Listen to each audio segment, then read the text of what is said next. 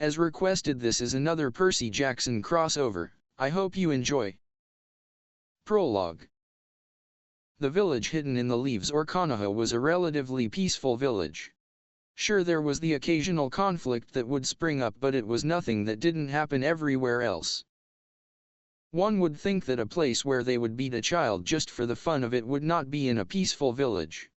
But it so happens that there were some who did do this, and all because the child in question had done nothing wrong other than being born in the wrong place at the wrong time. You see, when the child was born, a great and terrible creature called the Kyuubi no Kitsune or nine-tailed demon fox had attacked the village the day of his birth. It had ravaged the village until the village's greatest hero had come riding a giant toad carrying a newborn baby, his newborn baby, and sealed it away, sacrificing his life in the process and wishing that his son would be seen as a hero. But it was not to be. The child in question, who was named Naruto Uzumaki, was made into a Jinchuriki or human sacrifice in other terms. And since that day he had had a life that was as close to hell as it could be. Even though the third Hokage, who was like a grandfather to him and had forbidden everyone from talking about his burden, in hopes that Naruto would have some semblance of a normal childhood.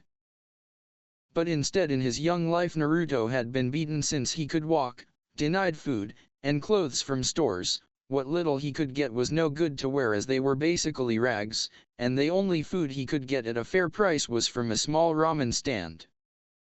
He was small for his age due to not having the right nutrients in his diet. At the moment, Naruto had just gotten back from a special dinner at Ichiraku Ramen the Hokage had treated him to, and had just turned into bed with a small smile on his face. At least not everyone hates me, he thought, thinking of the aged Kage and the family that ran the ramen stand.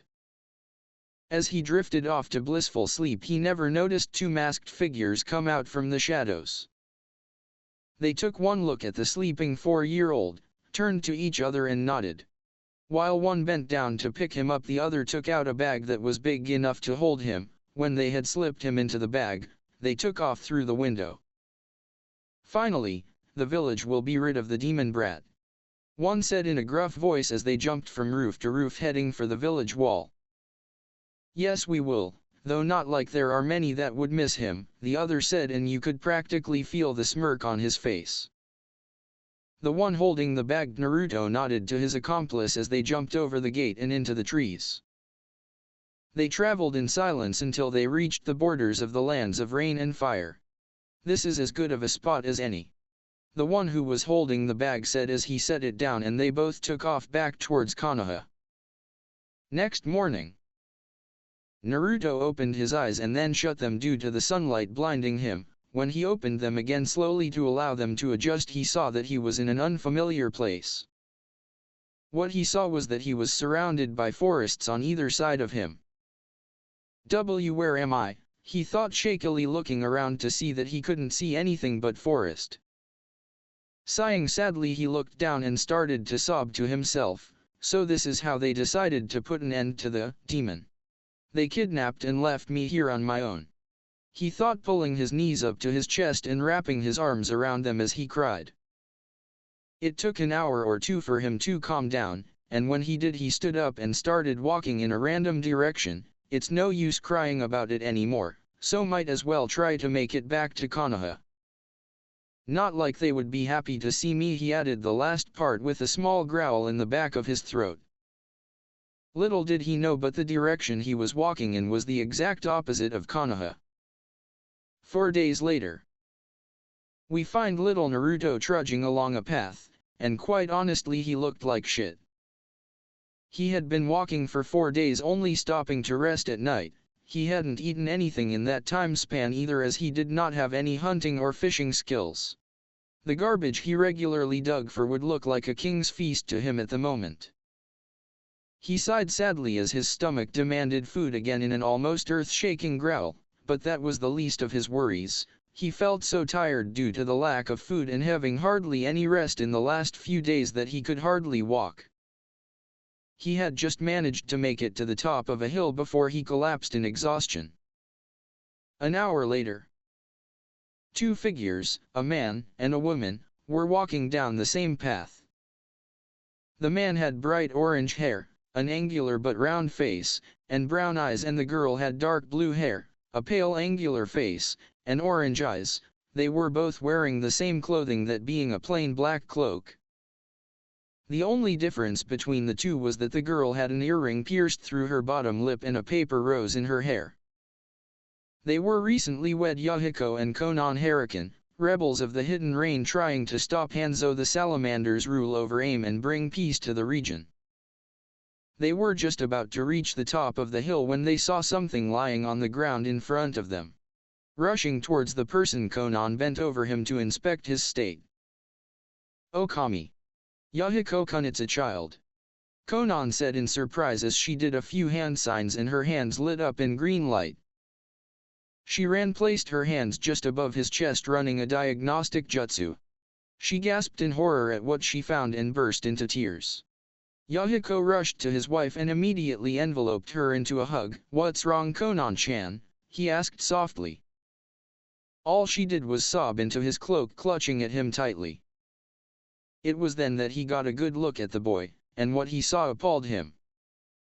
The poor child was so thin that he could see his bones through his skin. It was obvious that the kid hadn't eaten in quite a while. But that wasn't all he saw. As his eyes ran over the boy's chest, he saw that his shirt was raised slightly and that there seemed to be a seal on it. His eyes widened as realization hit him. This boy's a Jinchuriki. But what's he doing out here? Did someone in the village he belonged to bring him out here and leave him to die? He thought, and if he was right, then this wasn't the only thing that was wrong due to how his wife broke down. He turned his head to look down at his wife, who had started to calm down, and asked in a soft voice, "What's his condition, Konan-chan?"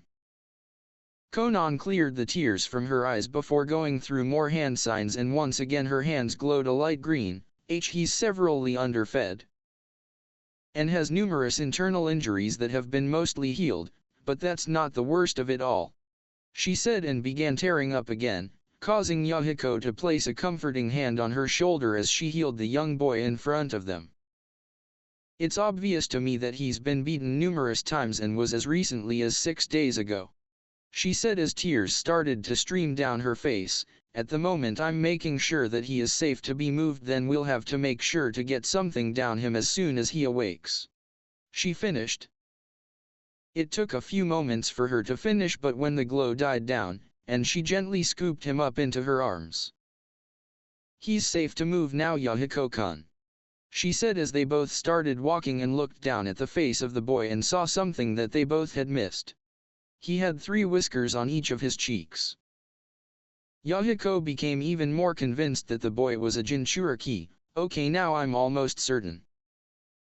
But the only Jinchuriki that I have known to ever have any obvious markings was Mito Uzumaki, and she was the container of the Kyuubi," he thought, and his eyes once again widened.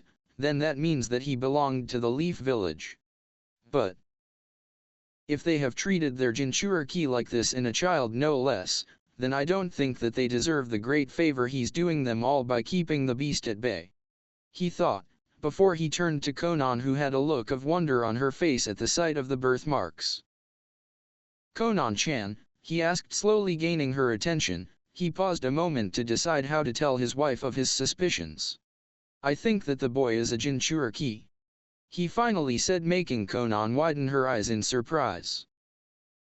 But Yahiko-kun, if that was true, then he would belong to a hidden village, not treated like this and left to die," she said, making Yahiko nod, but she continued, "Remember what Jiraiya-sensei said about the one Jinchuriki he knew? He said that she was treated with respect, almost worshipped even," she finished, now holding Naruto tightly, almost as a mother would. Yahiko nodded his head again and said, "Yes, I remember what Jiraiya-sensei said. But if I'm right about what one he holds, then the village that treated him this way and the beast that Mito Uzumaki held are one in the same." What he had said made his wife's eyes widen even further, and she placed her arm around Naruto as if to shield him from some unseen attacker. But then that would mean that he belongs to Konoha and that he holds the Kyuubi. she said in shock, but that fell when she felt Naruto shift in her arms and mumble something that sounded like Kaa-san. Hearing this made her smile slightly and then look at her husband with a bright determination in her eyes. I will not let this child go back to a village that would rather see him dead for what he holds. I will adopt him if I must, she exclaimed. Yahiko nodded to her with a small smile. I was thinking the same thing just now, Konan-chan, he said. Konan looked at him gratefully and then to their new son. Little did they know that this decision would shake not only this world but one other in the coming future. Naruto groggily opened his eyes, and didn't know where he was, or how he was alive. The last thing he could remember was passing out on a hill from a mix of exhaustion and starvation. Then the next he wakes up here, and he was confused as hell. Where am I? How'd I get here?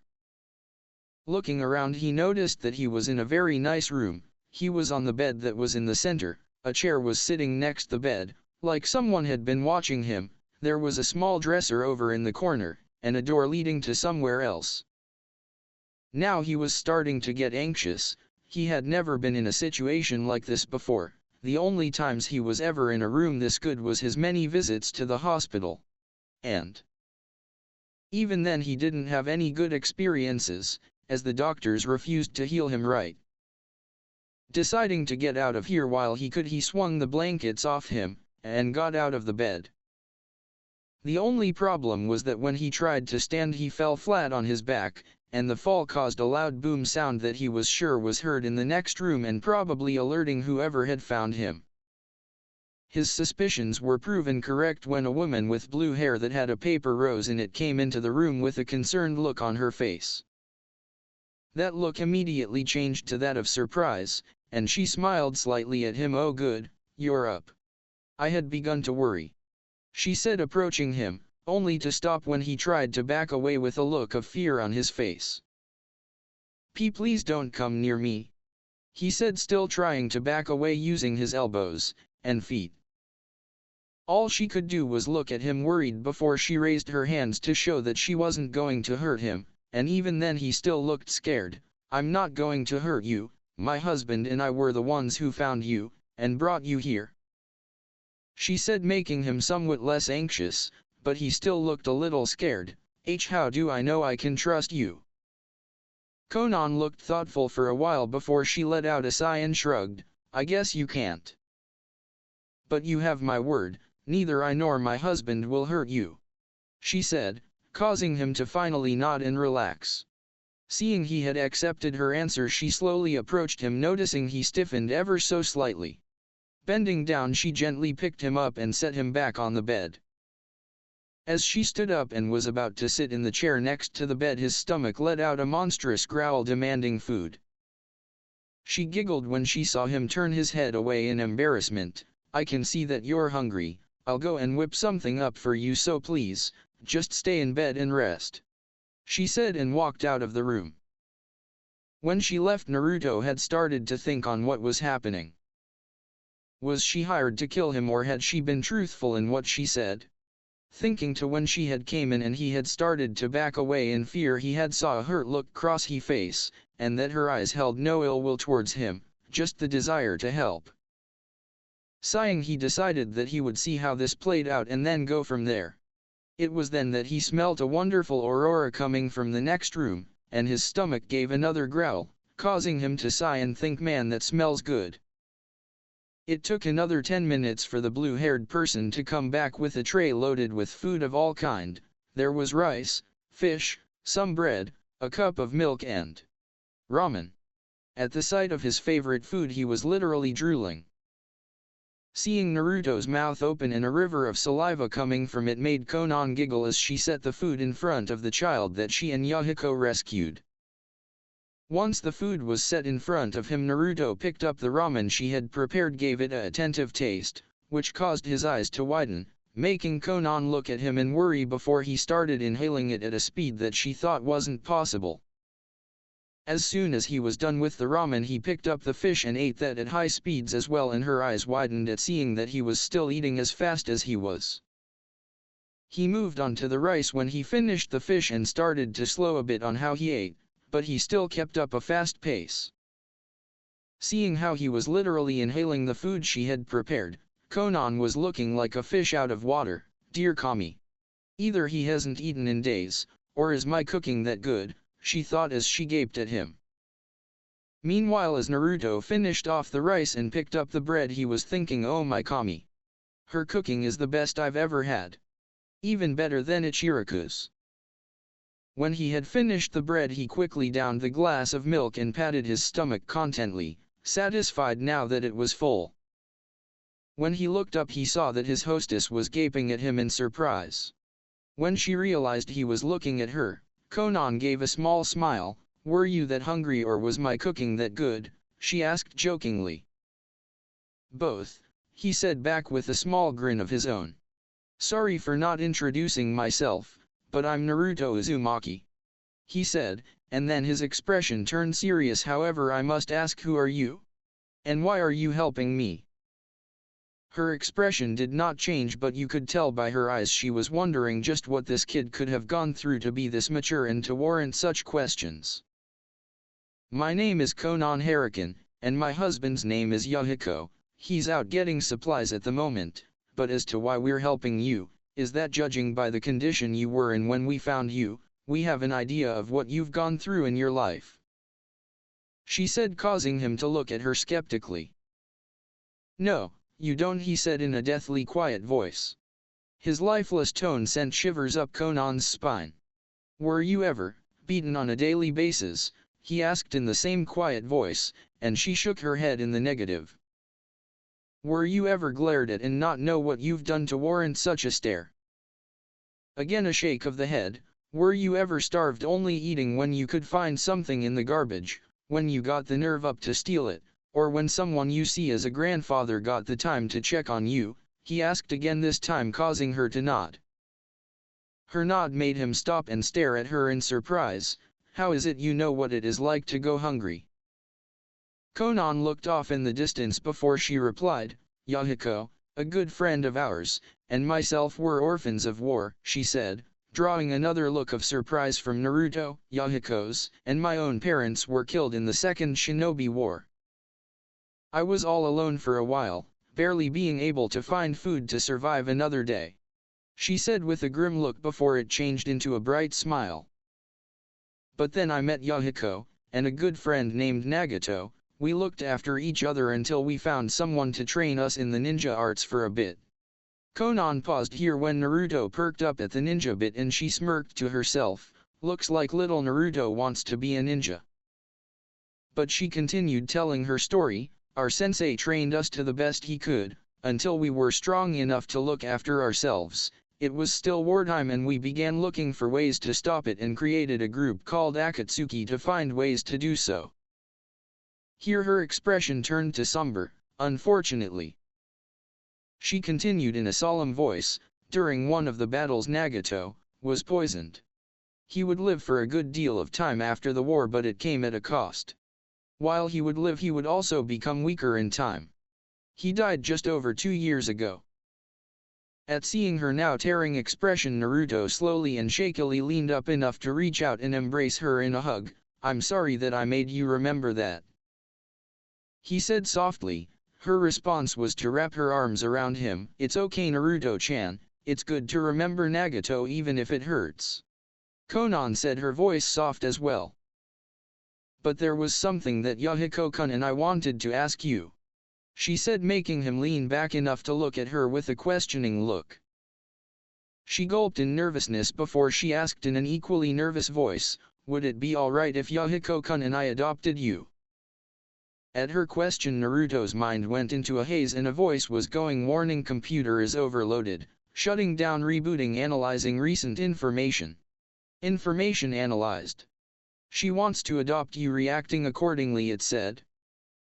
And immediately Naruto burst into tears and buried his head into her shirt, muttering, thank you, repeatedly. Konan was surprised at his reaction and just held him tight, smiling softly as she did so. It took a good hour for him to calm down, and when he did so she asked, is that a yes?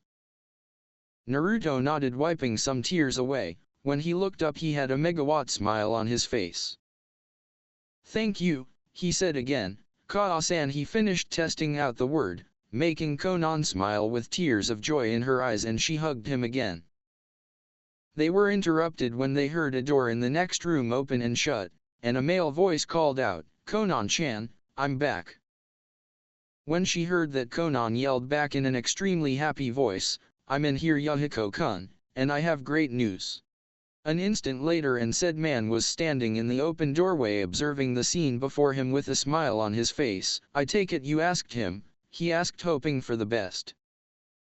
Seeing his wife nod, Yahiko's smile quickly mirrored that of Naruto's.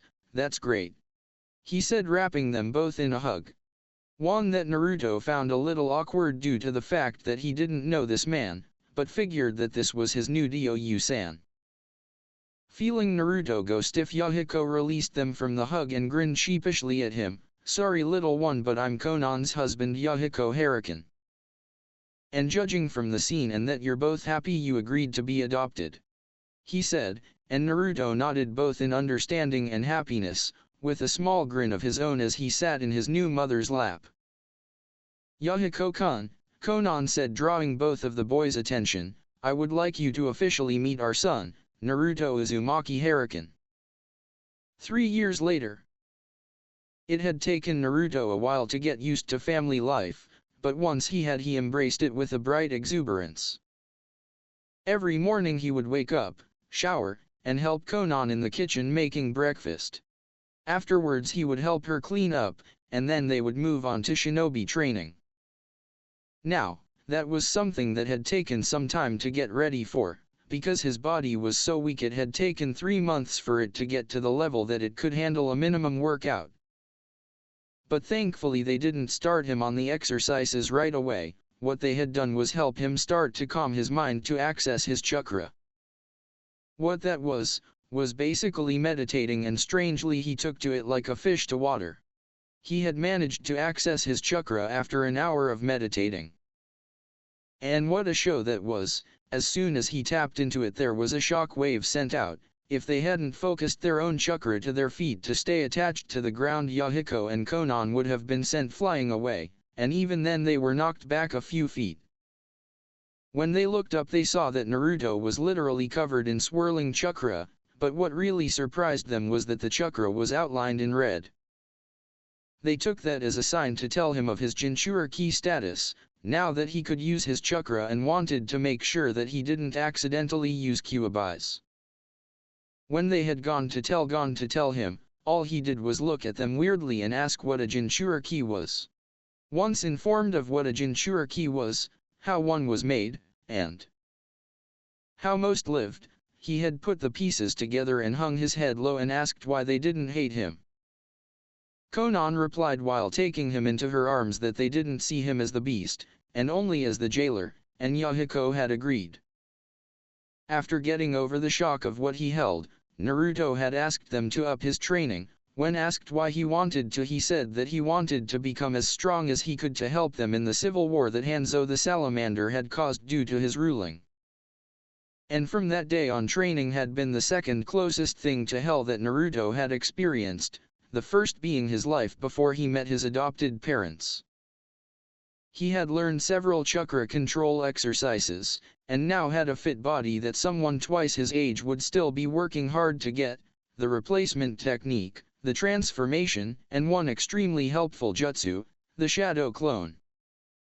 When they had learned that he had more chakra than both of them combined, Konan and Yahiko had decided to teach him this jutsu to speed up his training. The key to this jutsu was that whenever he made a clone and sent it to do something while he did something else, when it dispelled, the original would gain the knowledge of what the clone had been doing. Though the downside was that it couldn't transfer muscular memory, or improvement. Another thing that they found out was that Naruto was a kinesthetic learner. Meaning that he learned by doing the task. You could explain the jutsu/exercise and he would get the basic of what had to be done, but he actually had to do the task to fully understand it. They had to do most of the jutsu work this way. Here we find Naruto and his adopted parents in the middle of the training field that they often use, and Naruto was wondering what they were doing, as they had told him to put a hold on the shadow clone training for a moment. But little did he know that Yahiko had brought him here for some special training. It was time they found out his element so that he could start learning more powerful jutsu. "So Kaa-san, Tou-san, what are we doing today?" Naruto asked curiously, making Yahiko smile at his son's excitement to learn, and decided to humor him. "Well, Naru-chan," Naruto puffed his checks at the nickname, causing Konan to giggle, "we've decided that it's time that we learn what your elemental affinity is," he said, causing Naruto's expression to morph in one of pure joy. "Really, Tou-san? I'm finally going to find out what my affinity is," he asked in excitement. He had been looking forward to this since the day he learned what elemental chakra was, which was almost 2 years now. His expression made Yahiko nod in amusement and Konan to giggle again as they remembered the point in their own training where they and Nagato found out their elements. "Yep, and here's the means to do so," Yahiko said as he produced 2 slips of chakra paper from his hip pouch and handing one to Naruto. Naruto just stared blankly at what he assumed was just a normal piece of paper, and he made his thoughts known. Tou-san, how is a piece of paper going to help find my affinity?" he asked with a questioning look. Yahiko sighed with a sweat drop as he remembered that he, Konan and Nagato had the same reaction to when Jiraiya showed them how it was done. "This, Naruto, is called chakra paper," he said, drawing a confused look from his son. Konan, seeing her son's confusion, started to explain. "Chakra paper," she began, drawing Naruto's attention to her, "is made from special trees that feed on chakra, and due to that it has a different reaction to the nature of an individual. For example, if someone has fire, it will ignite and turn to ash, wind, it will split in two, lightning, it'll wrinkle, earth will make it turn to dirt and crumble away, and finally water." She paused here so Yahiko could add chakra to the paper in his hand. The result was the paper becoming soggy. "Will cause the paper to become either damp or soggy depending on how strong your affinity is," Yahiko finished. All Naruto did was stare in awe at the remains of the paper. Now he couldn't wait to try it out for himself. Konan and Yahiko merely smiled at their son's reaction as they had similar ones when Jiraiya showed them. After a minute, Naruto snapped out of his odd state and stared at his parents with a confused look. "What's wrong, Naru-chan?" Konan asked, seeing his look. He hesitated a bit before asking, "Has anyone ever had all 5 elements?" His question threw them for a loop as they had been expecting something else, but it did bring someone from the past up in their minds. Nagato, they thought in remembrance. Snapping out of their remembering, they saw Naruto looking at them with an expectant look. Actually, there was someone who had all 5, but he had a bloodline to do so, Yahiko said, causing Naruto to nod, before he looked down at his paper and concentrated chakra into it. What happened surprised them a bit. When he had sent chakra to it, the chakra paper had split in 2 and one side wrinkled into a ball, while the other lit up in a bright flare of fire. "A nature triple affinity for wind, lightning, and fire," Yahiko stated with a whistle. "Very impressive." "Is that rare, Tou-san?" Naruto asked. "Extremely, Naruto," Yahiko answered. "While a triple affinity isn't unheard of, most shinobi only have one. Natural dual affinities are usually found in clans. The Senju, for instance, had affinities for both water and earth, thus leading to the creation of the Shodan Hokage Wood style," he explained. Natural triple affinities, however, are even rarer than those. Holders of those only pop up once in a generation. The elements themselves, though, are what amazed me." "Why is that?" Naruto asked, wondering why his particular elements could have amazed his Tou-san. "Because, Naruto," Yahiko sighed. "Not only do you have wind and lightning, 2 of the rarest elements I might add, but you also have fire, which if used right can be extremely destructive. An example of how would be if you used a fire jutsu in conjunction with a wind jutsu, then you could possibly make a low C rank into a high A rank, or if you did the same with water and lightning it could be quite devastating. Yahiko explained as Konan nodded in agreement. His explanation made Naruto's eyes go wide in surprise at how destructive his elements could be. But, Konan said, drawing his attention again. Now that you actually knew your elements, you need to learn how to actually use and manipulate them, which normally would take years, but due to your vast reserves and being able to use a vast amount of shadow clones you can take it down to a matter of months, if not weeks. She said, making Naruto nod. Now, it's time to get to work. Yahiko donning a grin that promised pain, which was mirrored by Konan, their usual, training is going to be torture, grin. Naruto gulped in fear. It was several hours later that Naruto stumbled into his room, both physically and mentally exhausted from his training. After learning about how to manipulate his elements, he had made 80 shadow clones, 60 of them working on the elemental manipulation, 20 for each, and 20 for chakra control exercises. While they went off to do those he had spared with his parents. Needless to say, he was put through the ringer again. He groaned in pain as he dropped into bed, thinking for the umpteenth time, what have I gotten myself into? All he could say was thank Kami for the shadow clone. As if it wasn't for them he wouldn't have the time to work on everything he had learned thus far, and would probably be in even more pain than he was now. As he drifted off to sleep, he had no idea on who he would be meeting tonight.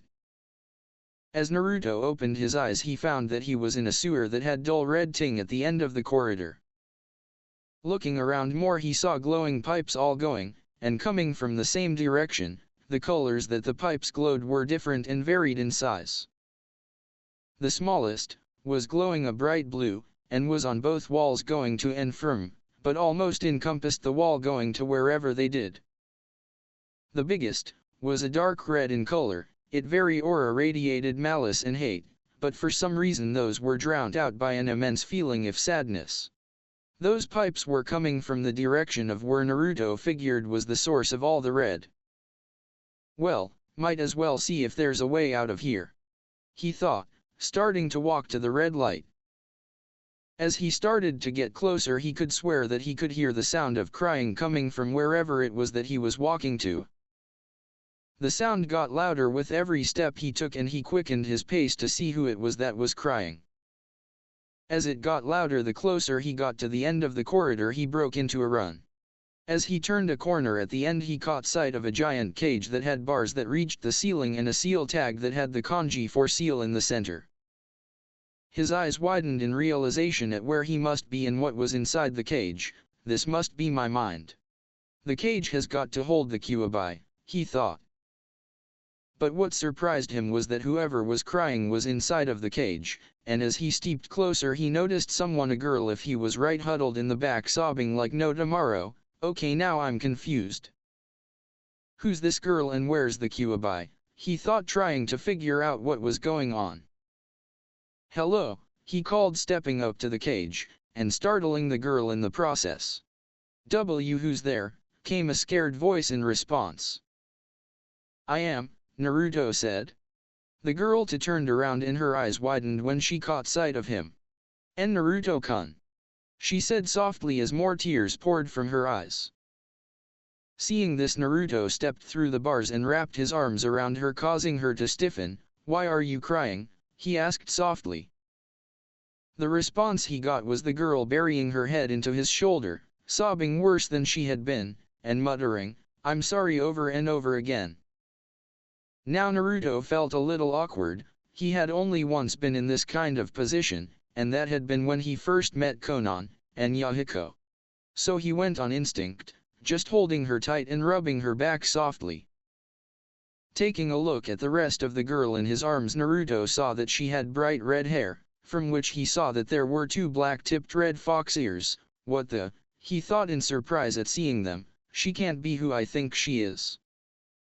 Can she? He thought, having a pretty good idea about who the girl in his arms was.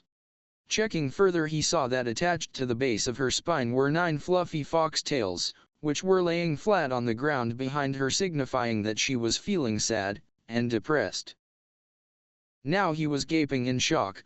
This is the Kyuubi, he thought in shock, but I thought that it was a creature of mass destruction, not this gentle and vulnerable girl. If this is the Kyuubi, then how could she have caused all that damage to Konoha if she was like that? He thought, now figuring that something was up, so he just continued to rub her back, and ask his questions when he had the chance. It took her half an hour to calm herself. When she looked up at him, and saw that he had a confused look on his face, and she started to get worried. Does he know? She thought nervously. Naruto, seeing that she had calmed, took a look at her face, and saw what he could say was one of the most beautiful women he had ever seen. She had a round but angular face, bright blue eyes which were red and puffy due to her crying, and a small button nose. But despite how beautiful she was, he needed to get some things straight. Kyuubi-san. Her eyes widened in fear as he knew who she was. Why are you crying? He asked as he looked directly into her eyes and seeing nothing but fear inside as he embraced her again, making her stiffen once more. Please, I just want to talk. I'm not going to hurt you. When she realized that he wasn't going to hurt her like he said, she sighed quietly. I was crying because I just saw your memories of what your life was like, she said in an equally quiet voice. Her answer made Naruto's breath catch in his throat. If she had seen his memories, then that meant that she had seen every beating, every hate-filled glare, everything. His eyes narrowed when a thought struck him. What do you mean by just watched my memories? If you were here the whole time, doesn't that mean that you could watch them as they actually happened? He asked, releasing her so that they could look at each other as they spoke. Kyuubi's eyes widened when she heard him ask this and feared for the worst, and decided to explain. Yes, it means that I could have been able to watch them as they happened, she said, making his eyes narrow further. But she said quickly when she saw this, I wasn't able to, because I just woke up. Now Naruto had a look of confusion on his face. Was all he could say. Kyuubi giggled a little at his expression and unknowingly making Naruto blush, before her face turned to downcast again. I better explain the full story, she said. I didn't mean to attack the leaf, she started, causing him to look even more confused.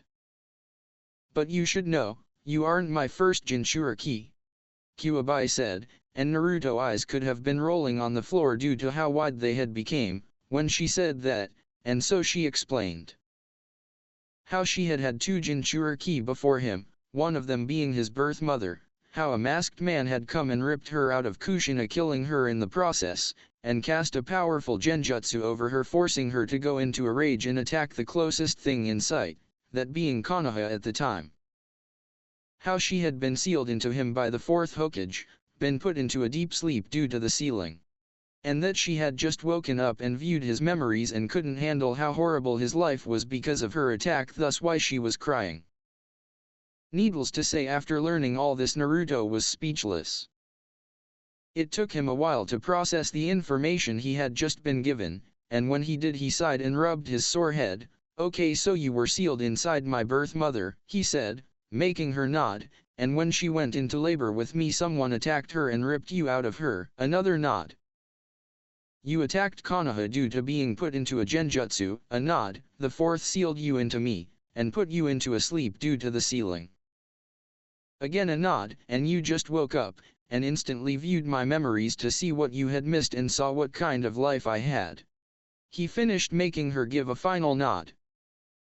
Again Naruto rubbed his head. Alright, I believe you, he said, causing Kyuubi to look at him weirdly. Seeing this, Naruto raised a brow. What?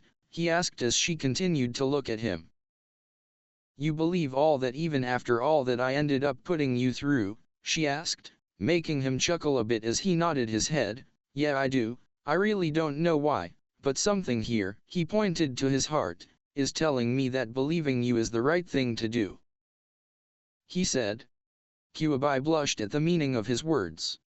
Naruto was oblivious to what the meaning of what he said meant. But, he said in a low voice as his head lowered, causing the Kyuubi to look worried again, please, I must know, did she love me? Kyuubi just looked at him before grinning slightly and replied in a soft and happy voice, Yes, she did. She said, and Naruto looked up to her with tear-filled eyes, happy to know that he wasn't abandoned, and that he had a parent's love even before he was born. And my father, he asked. Kyuubi frowned as she tried to think of something to tell him about the man that he was asking about. Yes, she knew who he was, but due to promising him to not tell him, other than what she thought was necessary, until Naruto was ready, she couldn't tell him much. She sighed as she decided what she could say to him. Your father, she trailed and saw Naruto leaning in eagerly. Well, I can't say much until you're ready, but he was a great man, and an even greater ninja. Not to mention a god, she said, and then thought, causing him to deflate a bit at not having much information. However, she started deciding that a little bit of a half-lie wouldn't hurt. He was a very noble man and sacrificed himself to save you and try to save your mother, she said with a look of remembrance. Her answer brought a good deal of happiness to Naruto. While it was true that he now had a happy life with Yahiko and Konan, he had always wanted to know about his real parents. Now I think it's time for you to go, Naruto-kun, it's almost morning. But before you do, my name is Helena, she said, and giggled a bit as he sighed and muttered a soft curse. He looked up and nodded. I'll be back tonight then, Lena-chan, he said with a grin as he vanished, leaving a blushing Helena, due to the pet name. Snapping out of her embarrassment, she saw that her host was gone, and she sighed sadly. Hurry back, Naruto-kun, she muttered. Outside the mindscape. When Naruto woke up that morning, he had a wide smile on his face. When asked by either Yahiko or Konan what he was so happy about, all he did was just shrug and say, I just feel this way, and left it at that. He didn't tell them that he had met with Kyuubi, or Helena as she liked to be called, because he thought that they wouldn't believe that the attack wasn't her fault. However, unknown to him, Yahiko had talked to Konan about once Naruto got enough training he could start working with the rebels. Meaning that he would start doing the missions that could ultimately save the Rain Village, and this would include killing as well. Konan had been against the notion of her son starting his career like that and this early. But Yahiko had convinced her that it was time for him to see what the world of shinobi was really like. Alright, Naruto, Yahiko said as they walked onto the training field that they had been using the day before. Before we begin today, we have something to tell you, he said as his face changed from the usual smile he had to serious. Naruto knew he had better listen to what his father had to say. We believe that it's time for you to begin helping us in the war against Hanzo, he announced, making Naruto look at him wide-eyed. But, Tou-san, am I really ready for that kind of thing? He asked nervously. He knew this day would come, but he didn't expect so soon. At the moment? No, Yahiko told him, making him frown but keep his mouth shut. But with the training that we're going to give you, you will be ready by the end of the month, Konan said, gaining a surprised look from her son. Now the training we'll be giving you is finishing your elemental manipulation, harder chakra control exercises, more physical exercises, and as for sparring, I know we usually have you go against a clone and occasionally with us, but it's time we stepped things up, she said, and motioned for Yahiko to finish explaining the regime they had thought up. You will be sparring full-time against us, he said, making Naruto's jaw drop. He had a hard enough time against his clones and they were barely high genin level, so how the hell would he be able to go against a jonin? And two at that? Tou-san, he asked nervously. How am I going to be able to hold my own against the two of you? Yahiko merely gave a sadistic grin, which had Naruto looking worried. This is what upping your training is for, he said. Because by the end of this month you will be high chunin to low jonin in skill, more than enough to beat most of the field agents that Hanzo throws at us, and if you can't beat them then you will be able to at least hold your own until backup arrives. Yahiko explained, getting a nod from his wife and an even more worried look from Naruto. Naruto sighed as he nodded. Training is going to be hell, isn't it? He asked in a dejected voice. Yahiko and Konan just nodded, Trust me Sachi, you're going to hate us after we're done. Konan said, making him sigh again, but he was thinking, why me, and crying waterfall tears in his mind. Alright then, Yahiko said, bringing his son from his thoughts. Now, make as many clones as you can and then we'll begin. He said, getting that grin back, and it was quickly mirrored by Konan. Now Naruto was really starting to regret his decision to become a ninja, but did as he was instructed, and created well over 1,000 clones. 1 month later. When they said training was going to be hell, it was the understatement of the century. It was absolute torture. Over the month they had Naruto do everything that they said they would. The chakra control included senbon balancing, which was balancing his fingers on the tips while they were on the ground and he was supporting his body with them, and trying not to puncture his limbs. Shuriken spinning, it involved rotating his chakra in various directions to spin a shuriken in any direction and speed. If he got it wrong then it would go flying off in a random direction, and several others. And then he had to do them in any random order while he was tree climbing and water walking. The elemental manipulation was easily one of the easiest things he had to do, but even then they didn't make it any easier. They kept him at it until he could cut, burn, and crinkle a leaf with a single thought, and while he was working on his chakra control at the same time, and it was the same with the second step of each nature.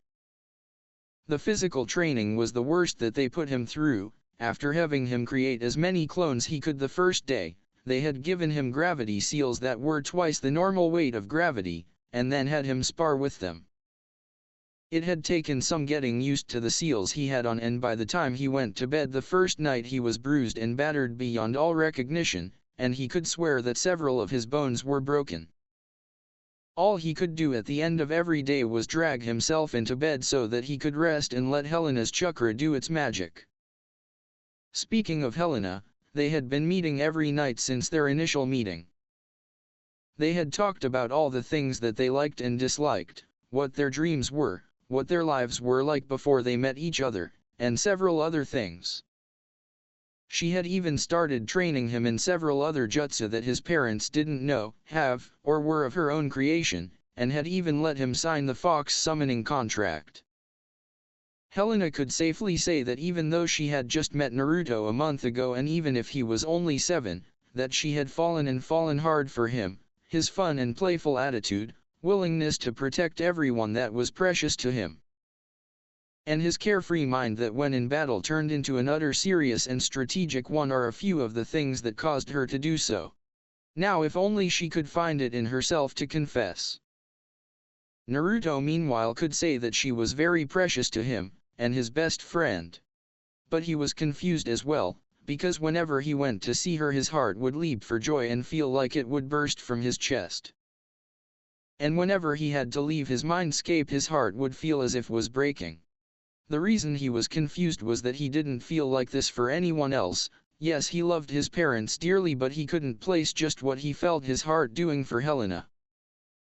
He had also changed the mindscape, something that Helena didn't think was possible, from a sewer to a wide open meadow with a forest surrounding it and a pond in the middle, and just so she wouldn't get lonely when he wasn't there he had made several fox kits to keep her company. So all in all he was at the levels his parents wanted him to be at when they started his month of torture, and he would start helping in the war tomorrow. As Naruto opened his eyes, he saw that Yahiko was standing over him with a bright smile. "Good morning Naruto," he said happily. "You ready to start work?" he asked, causing Naruto's eyes to widen as he remembered what this day was, and he nodded eagerly. "You bet you-san," Naruto said in an excited voice and jumped out of bed. "Alright then, as soon as we finish breakfast we can get started," Yahiko said as he walked out of the room, leaving Naruto to take a shower. After finishing cleaning and dressing himself, Naruto walked down to the kitchen to find that both his parents were sitting at the table waiting for him, Konan looking worried, and Yahiko had a scroll that had the seal of the Rebels of Rain in front of him. As he sat down, he asked, "So what's the first mission going to be?" His question caused Konan to flinch. She still wasn't too sure about him going to war so young, and Yahiko to grimace because he had just gotten a message from his second-in-command about what they had missed during the month, and what needed to be done. There were several missions of importance, though the mission that had become the most important was that there was information that Hanzo would be meeting with an informant from a different village tomorrow, and he wasn't so sure Naruto could handle it even if they would be going with him. Well, Yahiko said, trying to think on just how to put his thoughts into words, there is a meeting that Hanzo will be going to tomorrow. This is our chance to end this war, so we will be going in to assassinate both him and his informant. He said, causing Naruto to freeze as he went to pick up some of the toast that was in front of him, and Konan to look at him wide-eyed. What? They said at the same time. Yahiko sighed and looked at his family with a serious look. Konan-chan, Naruto. I and many others believe that this war of Hanzo's has gone on for far too long and that it's time to bring it to an end. This is our chance to bring about a time of relative peace to the Rain Village. He said, and then his expression turned into a more gentle one. I know that this isn't what you expected for your first mission, Naruto, but it's time for this war to end, and I promise you that when everything settles down that I will give you more training to make up for that. He turned to his wife, Konan-chan, this is what Nagato died for. He wanted to bring peace to the world and made us promise that we would stop at nothing to do all that we can to make that dream a reality. And now's our chance to get a real start on that promise. He said with a determined look. His speech made the both of them think about what had been going on. During the last 3 years Konan and Yahiko had been needed on missions periodically, and it was difficult enough to go through that without a child, but now that they had won, the war was really starting to affect their nerves.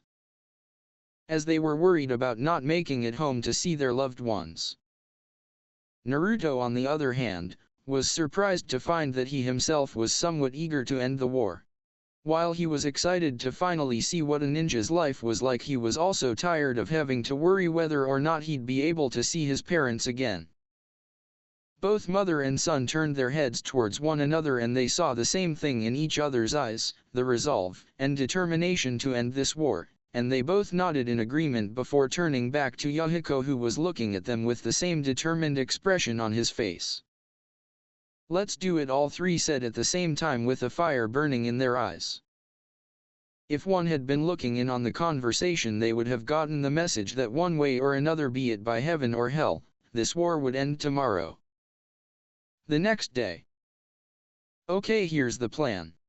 Konan said to the group that she was leading. Said group included Naruto, and 3 rebel jonin that they had picked up from the headquarters. We will be waiting about 5 meters south of Hanzo and his informant's position. While Yahiko and his group give the signal to start the ambush, we will take out the informant, while Yahiko's group takes out Hanzo. Should things start to go sour, we will retreat and then regroup back at HQ. Any questions? She finished as she was leading the group to their designated spot, to await the signal. A jonin raised his hand and got a nod to go ahead with his question. It's not so much about the plan itself, but are you sure that a child is ready to handle a mission of this importance? He asked, only to shrink back due to the glare that was being sent his way by Konan. Are you saying that my son is not ready for this? She asked, causing the man to shake his head. Good, she said as she turned to rest of the group. Now if anyone else has any worries that my son is not ready, then I assure you that he is. Yahiko and I have trained him to the best of our abilities. She said as Naruto looked up to her, thankful that she was defending him and not knowing that Yahiko was doing the same in his group. Now we wait. Konan said as she and the rest of the group looked into the clearing that Hanzo was supposed to be in.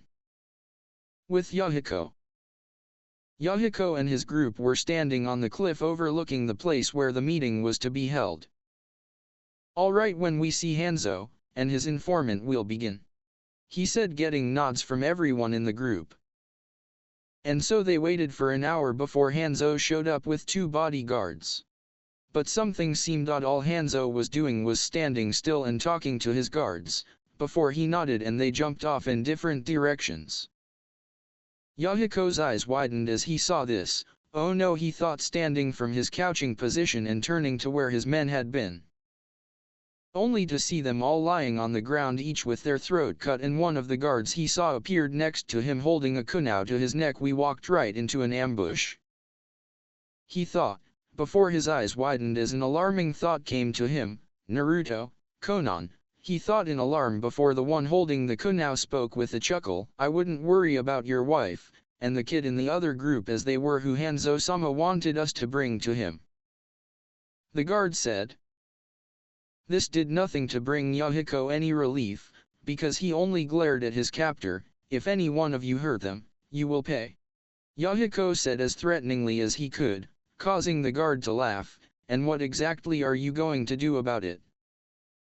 He sneered, as he looked down the cliff, seeing his comrade now holding a bound and struggling Naruto over his shoulder, while a clone was holding a bound, gagged and struggling Konan. Due to the blush on the clone's face, he had a pretty good idea as to what the gag was for. Now why don't we join your little family down there, the guard said as he tightened his hold on the rebel and body flickered to the group below, with Konan and Naruto. When the guard's Hanzo had jumped away, everyone in the group was alarmed, and one had started to voice his concern before it was silenced. When Konan and Naruto had turned to look at what had happened, they had seen every one of the men in the group was dead, their throats slit.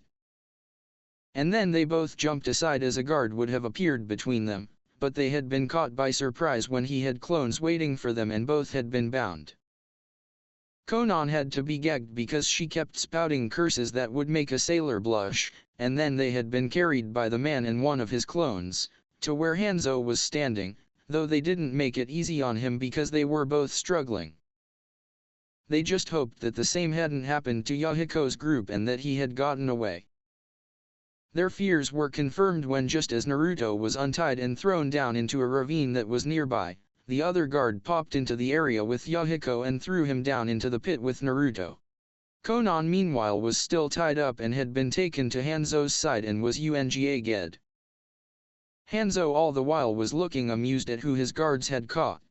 So these are the leaders of the group called Akatsuki who have been giving me trouble the last 8 years then, he asked rhetorically, in an amused voice.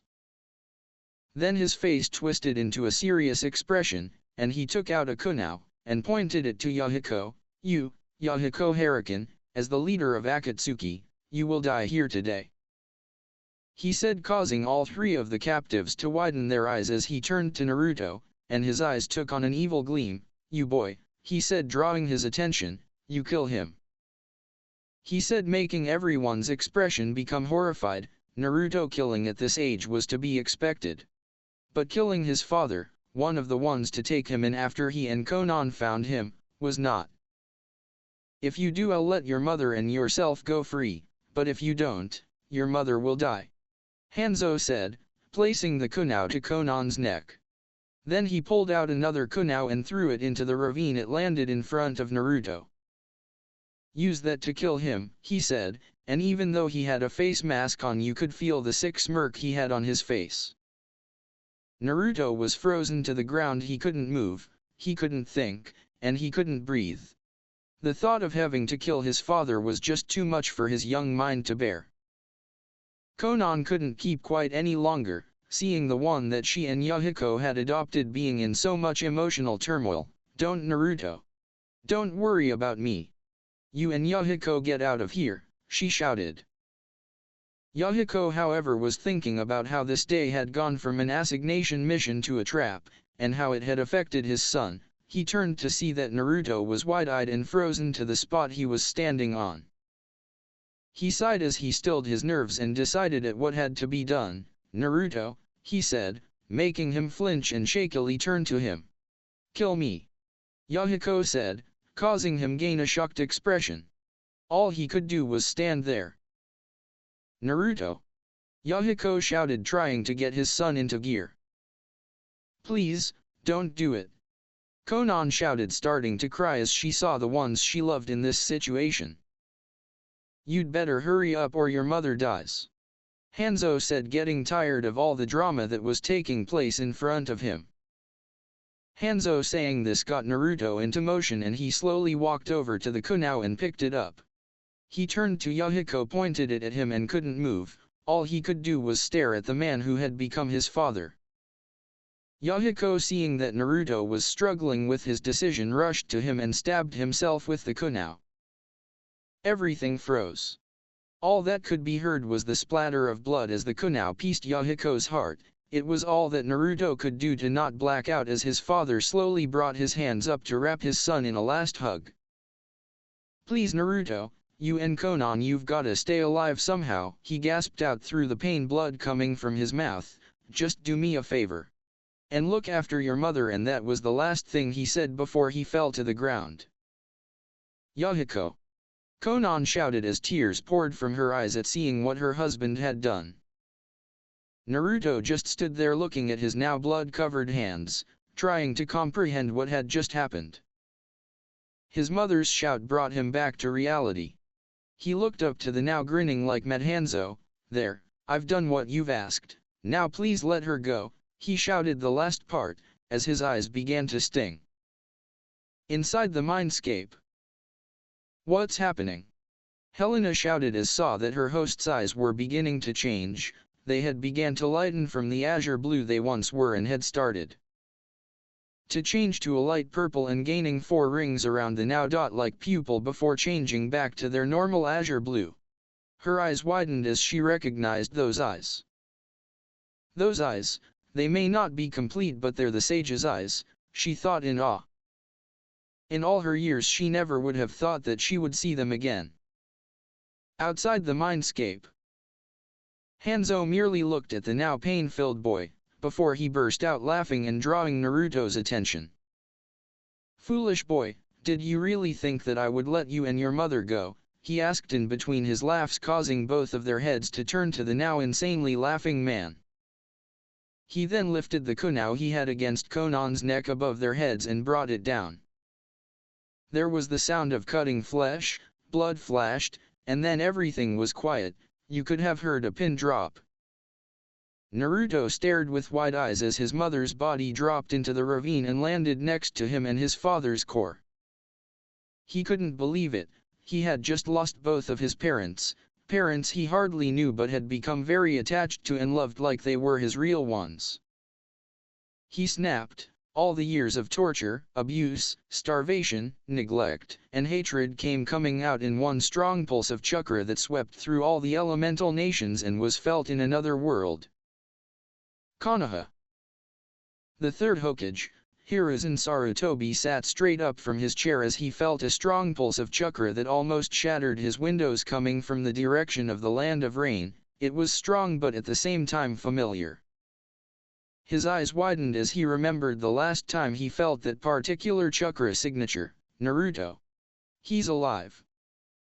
He thought, almost leaping for joy, and a moment later his door was busted down by 5 people, a one-eyed cycloptic jonin, a white-haired super pervert that wrote books, a red-eyed, black-haired genjutsu mistress, a blonde-haired and big-busted woman that had a diamond shape on her forehead, and said big busted women's apprentice who was holding a pig. They were Kakashi Hatake, Jiraiya of the Toads, Kurane Ui, Tsunade Senjo, and Shizun Kota, and Taunton the pig. They just stared at the aged cage for what seemed to be an eternity, before 4 out of the 5 started speaking at once. It was only thanks to his years of being a shinobi that he was able to catch it all. "Hokage-sama, did you feel that?" Kakashi asked hopefully. "Sensei, that was Naruto's chakra signature, please let me go after him," Jiraiya stated/demanded. "Hokage-sama, if that was Naruto, please let me go get him, I owe it to Kushina-sensei," Kurane all but pleaded. "If you don't let me go after my godson Sarutobi, then I'll give you a beating that even I won't be able to heal you from," Tsunade threatened, making him sweat a bit. "Oink oink," Taunton said, but had a mad look on her face. The other world. Hades, the god of death, was sitting quietly at his throne in the underworld, contemplating how he could possibly get back into a world that had been sealed off since his last visit. It was also a world where the people that were descendants of one of the most powerful men who had been blessed with all the gods' power were able to freely control the body's energies, and bend the elements to their will. He liked to spend a lot of time there due to not being able to go back to Olympus. And it was consequently in this same world that he had met his second wife, Kushina Uzumaki, and had sired a son. A son that both he and Kushina had been forced to leave behind, when the Kyuubi had broken loose from her and ravaged the village of Konoha. Now I bet you're all wondering how it was possible that Hades was Naruto's real father. It was simple when you thought about it. He had merely changed into a child version of his human persona and chosen to grow up in the Leaf Village. The name of his human persona, you ask? Well, it was Minato Namikaze, the fourth Hokage, the Yellow Flash and hero of Konoha. He bowled straight up as he felt a strong pulse of a type of energy that he had not felt in 7 years. That was chakra. Then that means that the seal over the two realms is weakening, but that chakra had a feel of mind to it. His eyes widened in realization as to what this could mean. It couldn't be Naruto. Could it? He thought as he started to fade from this realm, into the one he had been trying to get back into for the last several years to finally claim his son. Back with Naruto. When the dust steeled, all that could be seen was a crater. The pulse that had been let loose had been so strong that it had not only destroyed the ravine that they were in but had also expanded it by several times. And in this crater were the bodies of Yahiko and Konan. Hurricane, standing several feet away, hunched over and clutching his head in pain, was Naruto Uzumaki. Hurricane, a good distance away by the edge of the crater, was Hanzo, and behind him was an army of rain ninja. They were all surprised at what had happened when Naruto had let out that huge chakra wave, but nonetheless they were smirking, thinking that he had to be exhausted after letting out that amount of chakra. Hanzo had the largest smirk out of all of them. He raised his hand. "Kill him," he ordered, and all of his troops let loose volley after volley of kunao at the young boy, and Naruto did nothing except stand there still clutching his head. That is until they got within 2 feet of him, and raised his hand up and the kunao impacted an invisible barrier, and went flying back, several feet. The rain shinobi could do nothing but stare in shock. He deflected them, one said amazed, how another, asked in shock. Naruto slowly raised his head to reveal his eyes, however his eyes were no longer blue, they had changed to purple, and had 4 rings around the pupil. They held a very high level of anger, and he was letting out an insane amount of killing intent. When the shinobi saw this they could only stare in shock. "The Rinnegan, it is real," one said, now sounding scared shitless, "but how, I thought it was just a myth." Another one said in the same amount of fear. Hanzo though showed no fear at all, just interest. Those eyes, he thought. Naruto however wasn't bothering to listen to what his enemies had to say about his eyes. He was listening to the one that made his heart go wild. "Let me out, Naruto. They will pay for hurting the one I love." Helena shouted, too angry to know that she had just confessed. When Naruto heard her demanding to get out, all he could do was start to chuckle, and then it changed into full-blown out laughter which quickly started to unnerve the shinobi. As he laughed he began to go through hand seals, and bit his thumb drawing blood. "Summoning jutsu," he shouted as he slammed his hand down onto the ground. There was a loud poof sound and a hell of a lot of smoke. When it cleared it showed a sight that would have many grown men cowering, a calling for their mommy. Because towering over them was a 900-foot tall and very pissed off Kyuubi no Kitsune in all her glory, with her 9 tails thrashing behind her to show just how angry she was. Laying on her head however was an extremely exhausted Naruto. The instant that Kyuubi could see that she was indeed let out of the seal, she sent a tail towards the now cowering army, and whipped half of them out. Then she raised her head up, opened her mouth and began to release a huge amount of yoki. Dark red and blue orbs started to combine just in front of her mouth. When it was done there was a ball of compressed yoki that she ate. When she did there was a burst of smoke from her mouth and everything from the back of her neck to her head puffed up. She took a deep breath and opened her mouth, letting loose a powerful beam of chakra. Said beam took out the rest of the troops that had started to run when they saw what she had unleashed, leaving behind an even larger crater that had a deep gouge through it. When her work was done, she sighed softly and lowered her head down and let Naruto slid off of it before she puffed back into the seal. I just hope that he can recover from this, she thought sadly as she did so. When she had gone back into the seal, Naruto had dragged himself over to the bodies of his parents. When he got there, he let his defenses completely fall for the first time in his life and cried, letting out all the pain he had ever suffered in his life out. All the while he clutched the bodies of his parents as if they were a lifeline, until he passed out from both mental and chakra exhaustion. The last thing that could be heard from him was, "Tou-san, Ka-san, I'm sorry I couldn't protect you." 5 minutes before with Hades/Minato. What the hell is going on?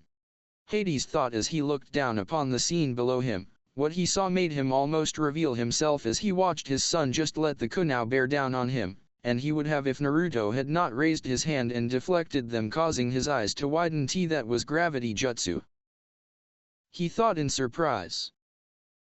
He was even more surprised when Naruto started to laugh almost like he was insane. He sounds like he snapped, and why the hell is he in the Rain Village? He's supposed to be in Konoha, he thought, trying to figure out why he was on the border of the Rain Village surrounded by hundreds of enemy shinobi when he should be in the safety of the village of his birth. When Naruto bit his thumb and started going through some familiar hand signs, he was even more surprised. He knows how to summon at this age. I wonder if Jiraiya-sensei gave him the Toad contract, he thought, now starting to feel somewhat proud at his son. When he summoned not Gamabunta like he expected, but the Kyuubi, he almost had a heart attack. What the hell? He wasn't supposed to meet her until he was 12, the only reason that I had set up for him to meet her this early was, oh, no. His eyes widened in worry, because the only way that Helena could have woken up this early was if he had been seriously mistreated. Hades might not look like it, but he loved his children past and present dearly. He would have taken Naruto to his realm had the other gods not seen fit to seal it so that certain other beings couldn't get through it and find a new and possibly stronger power to wage war against them. Shaking his head to clear his thoughts, he saw that Kyuubi was now charging a tailed beast bomb, and he started to sweat. That technique was the only one that could seriously injure a god. If it was unleashed on mortals, well, you get the idea. As he shielded himself from the shock wave, he couldn't keep from thinking that Helena was extremely pissed off. Yes, she had used that during her attack on Konoha, but it was much weaker than this, so something must have caused her to become this angry. When the dust died down, he stared in shock at the damage. He had only ever saw this much damage once, and that was when the Sage of Six Paths had fought the Jubi or Ten Tails. When he looked to see the Kyuubi putting Naruto down, all he could think was, "Remind me to never piss off a woman, be it a goddess, tailed beast, or mortal even." Hey, he may be a god, but that didn't mean that he was immune from righteous feminine fury. The things that Persephone had done to him when he had brought Kushina into the palace in the underworld and said that she would be his second queen still gave him nightmares. When he saw Naruto crawl over to two bodies that he had failed to notice on his arrival, he was confused. What's their connection to him? He wondered, until he saw him burst into tears, clutching them for dear life and muttering, "Ka-san, Tou-san." He gained a sad look. They must have adopted him. Judging from his reaction, they were the closest he had to real parents, and to have just lost them must be hard. He thought sadly as he watched on. When he collapsed, Hades sighed as hovered down to his son. He crouched down and placed his palm against Naruto's forehead, and when he did, he almost exploded into anger. The village that he had sacrificed so much for had done all that to his son. The only reason that he was holding back going to the hidden leaf and wiping it off the face of the earth was because of the few people who actually cared for Naruto, like his students, the old man, and the Ichiraku family. Though he was going to give the council a piece of his mind for threatening his son's life if the Sannin didn't stay away from him. He sighed as he snapped his fingers, and he, Naruto, Konan and Yahiko disappeared into his home realm. In the Underworld. When he got back he immediately snapped his fingers again and the two bodies jerked to life, as their souls came back into them. "Where am I?" Yahiko said as he sat up and rubbed his head, before he looked around, to see that he was in a throne room that had a chair made of skulls, and two smaller ones on either side. Konan, who had been looking around, had frozen when she heard Yahiko's voice. "Why, Yahiko-kun," she said as she turned towards him. Her eyes widened when she him and burst into tears as she hopped up and grabbed him in a hug that cracked some ribs. As she cried and was simultaneously strangling him, she was shouting at him, "Don't you ever do that kind of thing again. Do you understand me?" she said as buried her head deeper into his chest and squeezing him tighter. "Konan-chan, I can't be breath." Yahiko wheezed out, his face slowly turning blue. When she heard this she immediately let go, but still looked like she was going to cry at any moment. "Please, why did you do that? Why didn't you take Naruto-chan and run?" she asked, trying to stave off the tears that were threatening to leak from her eyes. Sighing at how his wife was acting, he slowly wrapped her in a hug. "Because if I hadn't, Hanzo would have killed us all. I did what I had to do to make sure that you and Naruto survived," he said before he realized something. "Speaking of which, if I'm dead, why are you here?" he asked, puzzled. His answer was his wife huffing and holding him tighter. "Because that bastard Hanzo went back on his word, and killed me as soon as Sachi told him to release me." Her expression turned to a worried one as she started to sob again. "Oh no, Naruto. He's all alone again. What's he going to do without us? I don't want him to go back to the way he was before we found him," she said almost hysterically, fearing for the worst. Hades, who had been watching all this in amusement, cleared his throat at this point, drawing him the attention of the now concerned parents. When they looked over to see who had cleared their throat, they saw a tall and pale man, who had jet black shoulder-length hair, dressed in all black silk robes, and was looking at them with an amused expression while cradling their adopted son in his arms. Their eyes widened when they saw Naruto in the same place them and feared for the worst. Hades, seeing their expression, raised his free hand and put the fears at ease. "You may not recognize me, but you know me as the Shinigami, or the god of death, and to answer your question, no, he is not dead like the two of you. I just brought him here so someone could see her son," he said, snapping his fingers, and a skeleton servant came to him and bowed. "Could you get Kushina? Tell her it's important," he said. The skeleton nodded and left in a hurry. Hades turned back to the two now scared rebels, saw their looks and sighed, and again snapped his fingers. He was surrounded in a bright light that almost blinded them and made them look away. When they looked back, their eyes widened in shock, because standing in front of them was Minato Namikaze. Dressed in the standard Konoha Jonin uniform under his Hokage robe, and still holding Naruto, who, now that they thought about it, looked a lot like Minato. How, was all that escaped Yahiko's mouth. Konan was too shocked to say anything. Minato chuckled as he walked over to his throne and sat down, and setting Naruto down so that his head rested on his chest. "Yes, I am Minato Namikaze, the yellow flash of Konoha. I am also the death god Shinigami, but I prefer the name Hades when I'm in my god form," he said, causing them to just stare at him with WTF expressions. Their attention was averted when the door of the throne room opened and in walked a beautiful red-headed woman. She had a kind round face, jade green eyes, and hair that stopped mid-back. Right now though that she had a confused look on her face, and it changed from confused to shock as she saw Hades in his human form, and she had to restrain herself from running up to him. It had been years since she had seen that face. As she walked up to him, she also took notice of the two other people in the room, and she became even more confused than she was before. Her eyes, however, were drawn to the one that she now noticed was in her husband's arms, and she began to shake as she stopped just in front of the throne. Is that Naruto?" she asked with a stutter as she gazed upon his sleeping form. Minato just smiled softly and nodded. "Yes, Kushina-chan, this is our son," he said in a soft voice, happy that he could see the three of them together once again. Kushina almost knocked him off his throne when she swooped in and took Naruto out of his arms and took a long look at his face, before she squealed and hugged him to her chest, making Konan's eye twitch, at seeing how Naruto's apparent real mother handled seeing him for the first time since his birth. It was a wonder how he didn't wake up from how hard she was squeezing him, and how loud she had squealed.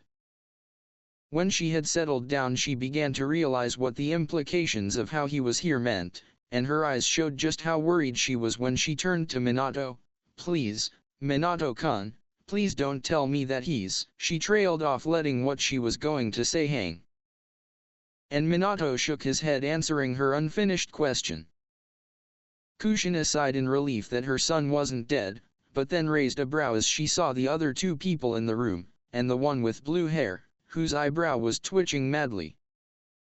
Turning to him she asked, "Why are they here?" she asked, pointing over her shoulder to Yahiko and Konan, causing them to sweat drop. Judging by the attitude and her personality, she is defiantly Naruto's birth mother.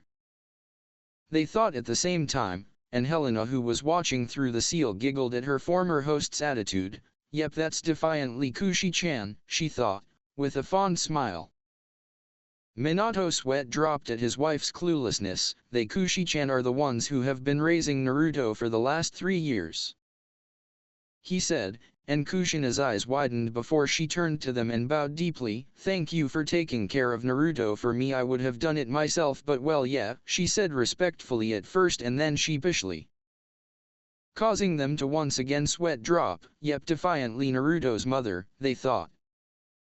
Minato chuckled before he turned serious. "Kushina-chan, while meeting Naruto's adopted parents and letting you have a chance to see him again was part of the reason I called you here. It wasn't the full reason," he said, making Kushina nod. "All right, tell me how hard his life was before you adopted him," she asked somberly to Konan, who was now holding Naruto in her arms. The two adopted parents sighed, took one look at each other and nodded. "It was, well, to put it simply, it was hell," Konan said, causing Kushina's face to take a shocked look. She turned to Minato, who nodded grimly to confirm what she said. "It's true," he said softly. "I have viewed his memories, and if you want I can show them to you," he said, making her nod as she stepped up to him. "Please, show me, Minato-kun. I want to know what my baby boy has gone through," she said, making Minato sigh but nod. He placed one hand on her head and another on Naruto's and channeled the memories to her. As soon as he took his hands away from their heads she burst into tears and grasped Minato in a death hug. "They did that to him. They turned my son's childhood to hell. I will kill the ones who did this to him," she said angrily through her tears. Minato just rubbed her back soothingly. "Actually, I have a better idea," he said, making everyone present look at him confused. "How about we let everyone in the elemental countries know just what Konoha has done, and let Konoha know what they missed out on," he said, getting a very evil grin, a grin that everyone picked up on and quickly mirrored.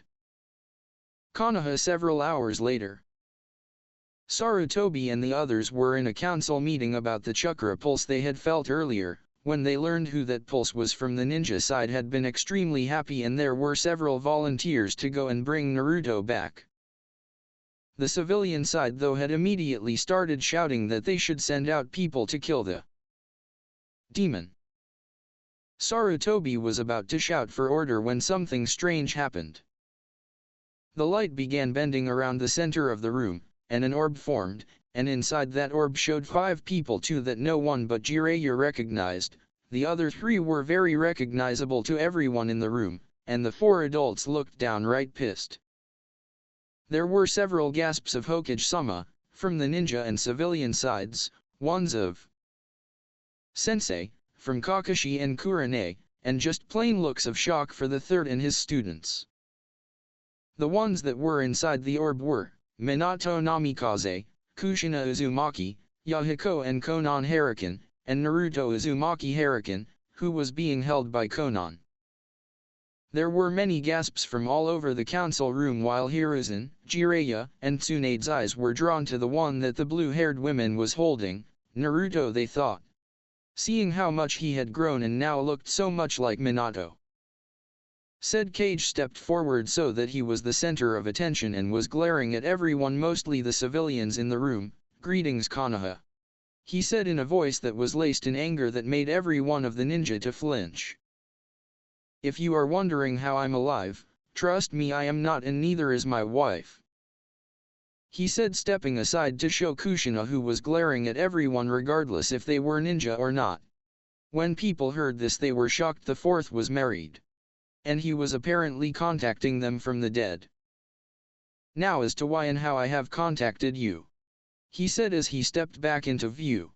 "It is to inform you and everyone in the village about how disappointed I am in you," he said, getting confused looks from the civilians, and grimaces for the ninja. "Not only did you see fit to disregard my wish that Naruto Uzumaki was to be seen as a hero for becoming the container of the Kyuubi, but you neglected, starved, and beat him, only allowing him to have the most rotten food from your stores at insanely high prices," he said, now glaring at the smug-looking civilians. Before he continued, "You see, I had sealed a portion of mine and my wife's chakra into the seal that kept Kyuubi at bay, a seal that was close to breaking recently," he said as he looked down at everyone who now had horrified looks on their faces. "I'm sure you all felt that shock wave," he asked rhetorically. "The reason that I sealed them in was as a fail-safe in case it ever did get close to breaking," he continued. "The seal is now in no danger of breaking." He stopped here to let the information sink in, "and it is through this chakra that me and Kushina are speaking to you now. So let me tell you all a little story," he said. "There was once this boy, who fell in love with a girl," he started. "This girl was no ordinary girl, as she held a dark secret within her," he continued, getting wide eyes from the third, Jiraiya, Tsunade, Kakashi, Kurane, and Shizune. They knew exactly what he was going to say. What this girl held was a demon, held inside her by a powerful seal, and only her closest people knew about it.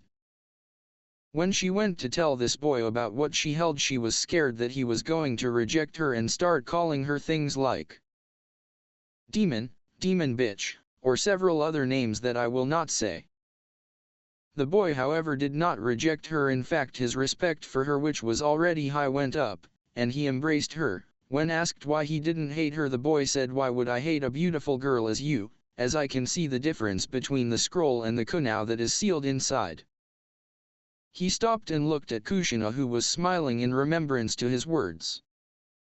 When the girl heard this, she immediately knew that this boy was the one that she would love for the rest of her life and long after, he said, as now he was smiling in remembrance at how he and Kushina had fallen in love.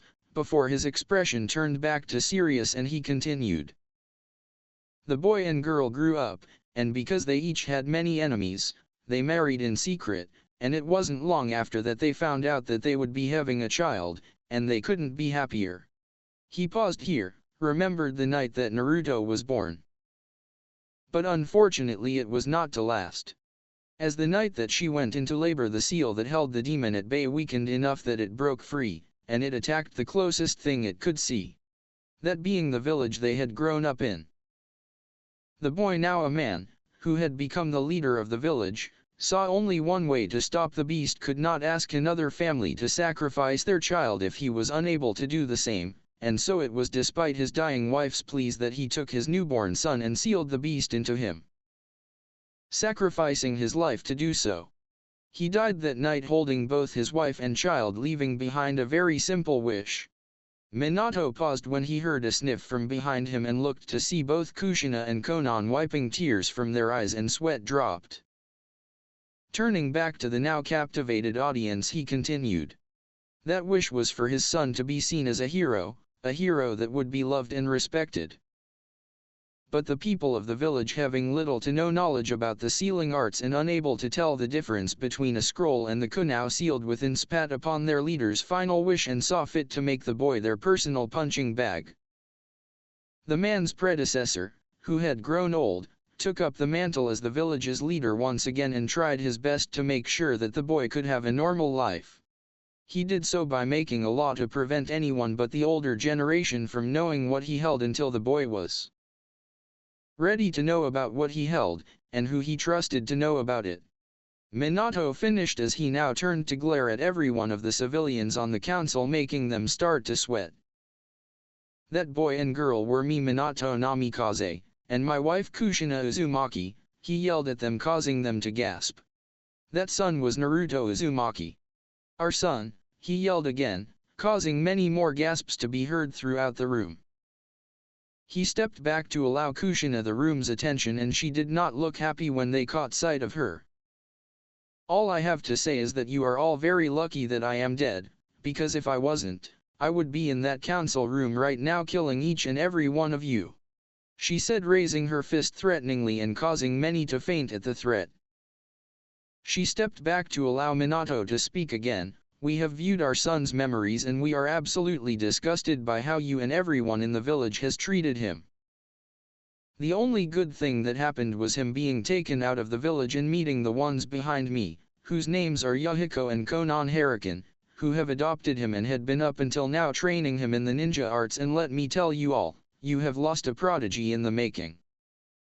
He could even surpass me one day, he said, causing many of the surrounding people, Kushina, and the others included, to stare at him in shock. If you are thinking that you can send somebody to convince him to come back to the Leaf, then you are sadly mistaken, as neither him nor his adopted mother will be anywhere near the elemental nations anytime soon.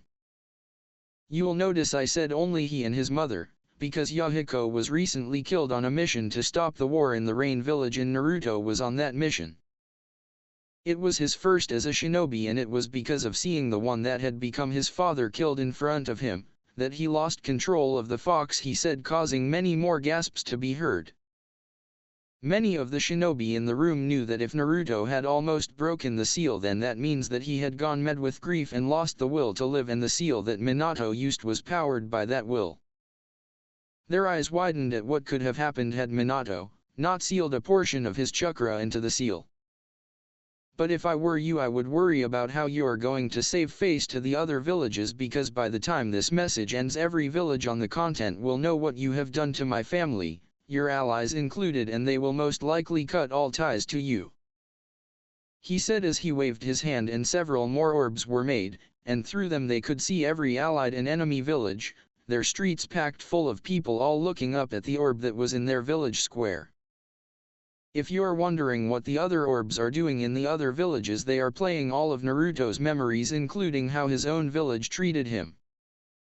They are also playing what is happening in this meeting as it happens, Minato said with a dangerous smirk on his face that caused many of the council members to gasp and one to have a heart attack at what the repercussions of their actions have led them to. However, to the ones that have treated him right and actually followed my wishes, those being Kakashi Hatake, Kurane Ui, Hiruzen Sarutobi, Jiraiya, and Tsunade of the Sunin, Shizun Kota, Ayam and Toki Ichiraku. If you so wish to leave this god-forsaken village with your families, then you will be accepted by the villages of Suna, Kiri, and the village in Wave Country. Maybe you can set up a ninja village there, he suggested with a thoughtful look at the prospect of a new village.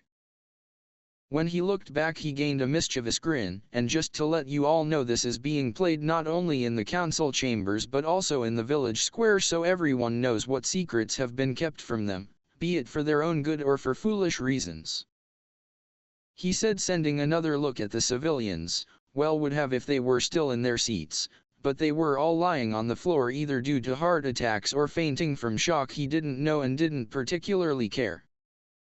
We will be taking our leave now, as I have nothing more to say to a village full of trash, so goodbye Konoha. I hope you're all happy with how your life turns out from now on, because you fucked up. And with that all the orbs vanished, with a loud popping noise. And the moment that they disappeared, the village was in total and utter chaos. The Hokage just sighed and turned to his ninja. Well, I do believe that we did as Minato-kun said. We fucked up, and we fucked up big time. The Underworld at this point in time. As soon as the orbs had been turned off, everyone had taken one look at each other, burst into laughter, and were soon clutching their stomach. Konan not so much, as she was still holding on to Naruto, but she was still laughing. Oh man, I haven't had this much fun since that time that we went on the mission to Kiri and ended up fighting a legion of sea monsters, Kushina said as she calmed down and wiped a tear from her eye. Minato just smiled and nodded as he remembered that mission. They had been sent to deliver a message to Kirigakure and had to water walk all the way there, but had stumbled on a nest of octopus eggs with the mothers of said eggs guarding them. Needless to say, they had ended up fighting them off. In the end they won and ended up taking home well over 200 pounds of octopi meat. They had feasted for days on the stuff after they got home. That was some good sushi. Konan however gained a puzzled look as she remembered something that Minato had said. Minato-sama, she asked uncertainly. He turned his head to look at her, and nodded to signal her to speak. What did you mean that neither me nor Naru-chan will be anywhere near the elemental nations? And why just the two of us? Can't Yahiko-kun come with us? She asked as she grabbed both of the men in her life tightly. Minato sighed as he nodded. What I meant by that is in order to prevent anyone from finding you or Naruto, I'm going to be sending you to a different world that is connected to yours.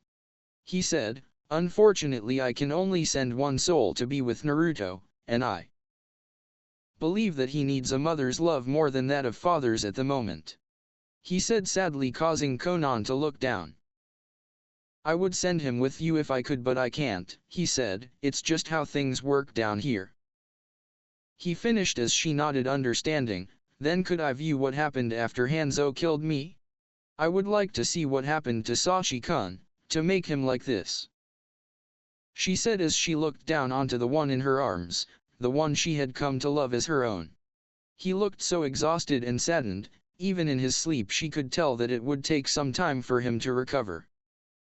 Minato sighed but nodded before he looked over to Kushina and Yahiko, asking them a silent question, and they nodded as they stepped up next to Konan. They were going to view the event as well. As he stepped up to the group of four he said, yes you can, Konan-san, and we will all be viewing it with you, he said. However, we will be seeing it from Naruto's point of view. He said and placed his one hand on Naruto's head again and then held out the other. When you place your hands in mine, all of us will be able to see what happened. He explained and they nodded and they all placed one of their hands on his, and were pulled into Naruto's mind. An hour later. An hour passed as they viewed what happened after Konan had been stabbed, and when they came back to the plane of consciousness they were all quite shocked. Minato not so much as he had seen it firsthand, but he was still surprised to have seen, felt, and heard what Naruto had nonetheless. When Konan and Yahiko had seen what had happened they were beyond shocked that he had been keeping the fact that he had met the Kyuubi and that she was female from them, and even more so when they saw him unlock a Jujutsu that they had only ever seen Nagato have, the Rinnegan. And on top of that, he had summoned the Kyuubi, or Helena they now knew to be her name, to finish the job that the original mission had been given to them for, and that the Kyuubi happened to be in love with him. But when the shock had died down they felt an overwhelming feeling of pride. Pride at how strong he had become, and what he could possibly accomplish. Kushina though felt little to no shock at all, just pride, the need to tease, and anger.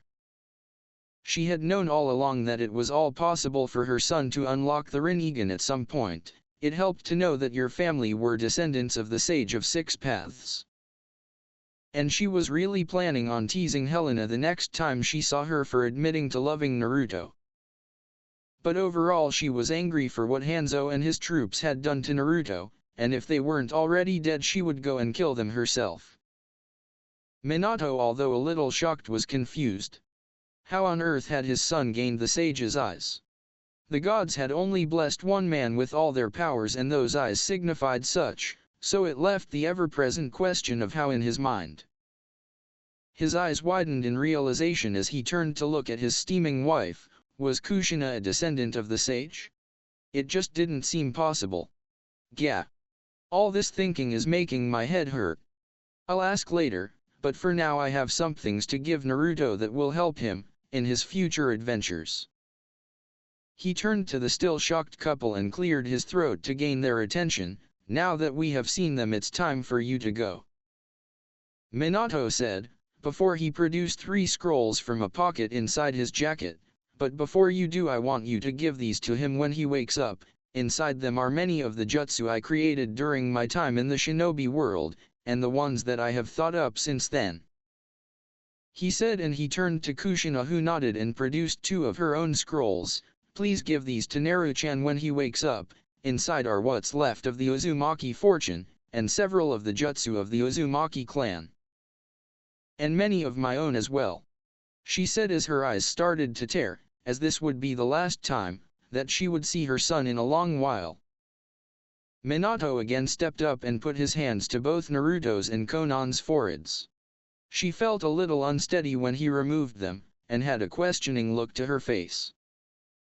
Seeing this, Minato chuckled and said, "The place you're going doesn't speak elemental, and I have transferred a full knowledge and understanding of the language they speak to the both of you," he explained, stepping back to allow Yahiko to speak to his wife for the last time.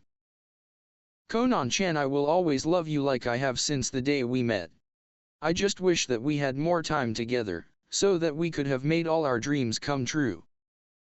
I know that I can't really ask you to do this, but please live a good life and take care of Naruto," he said.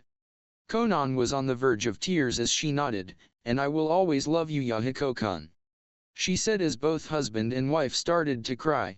They shared one last kiss before Yahiko stepped back, to allow Minato to do what was needed to be done. As he stepped up and began a long sequence of hand signs, he, Kushina, and Yahiko smiled to them, 2 of them trough tear-filled eyes, and the last knowing that he would be sending them to a better place. As he finished the last hand sign and black chakra began to spiral around him, he took a long look at his son and his adopted mother. "Take care of each other," he said before he shouted, "Time-space style, dimensional transfer." And with that, mother and son vanished into a world that would be completely unknown to them.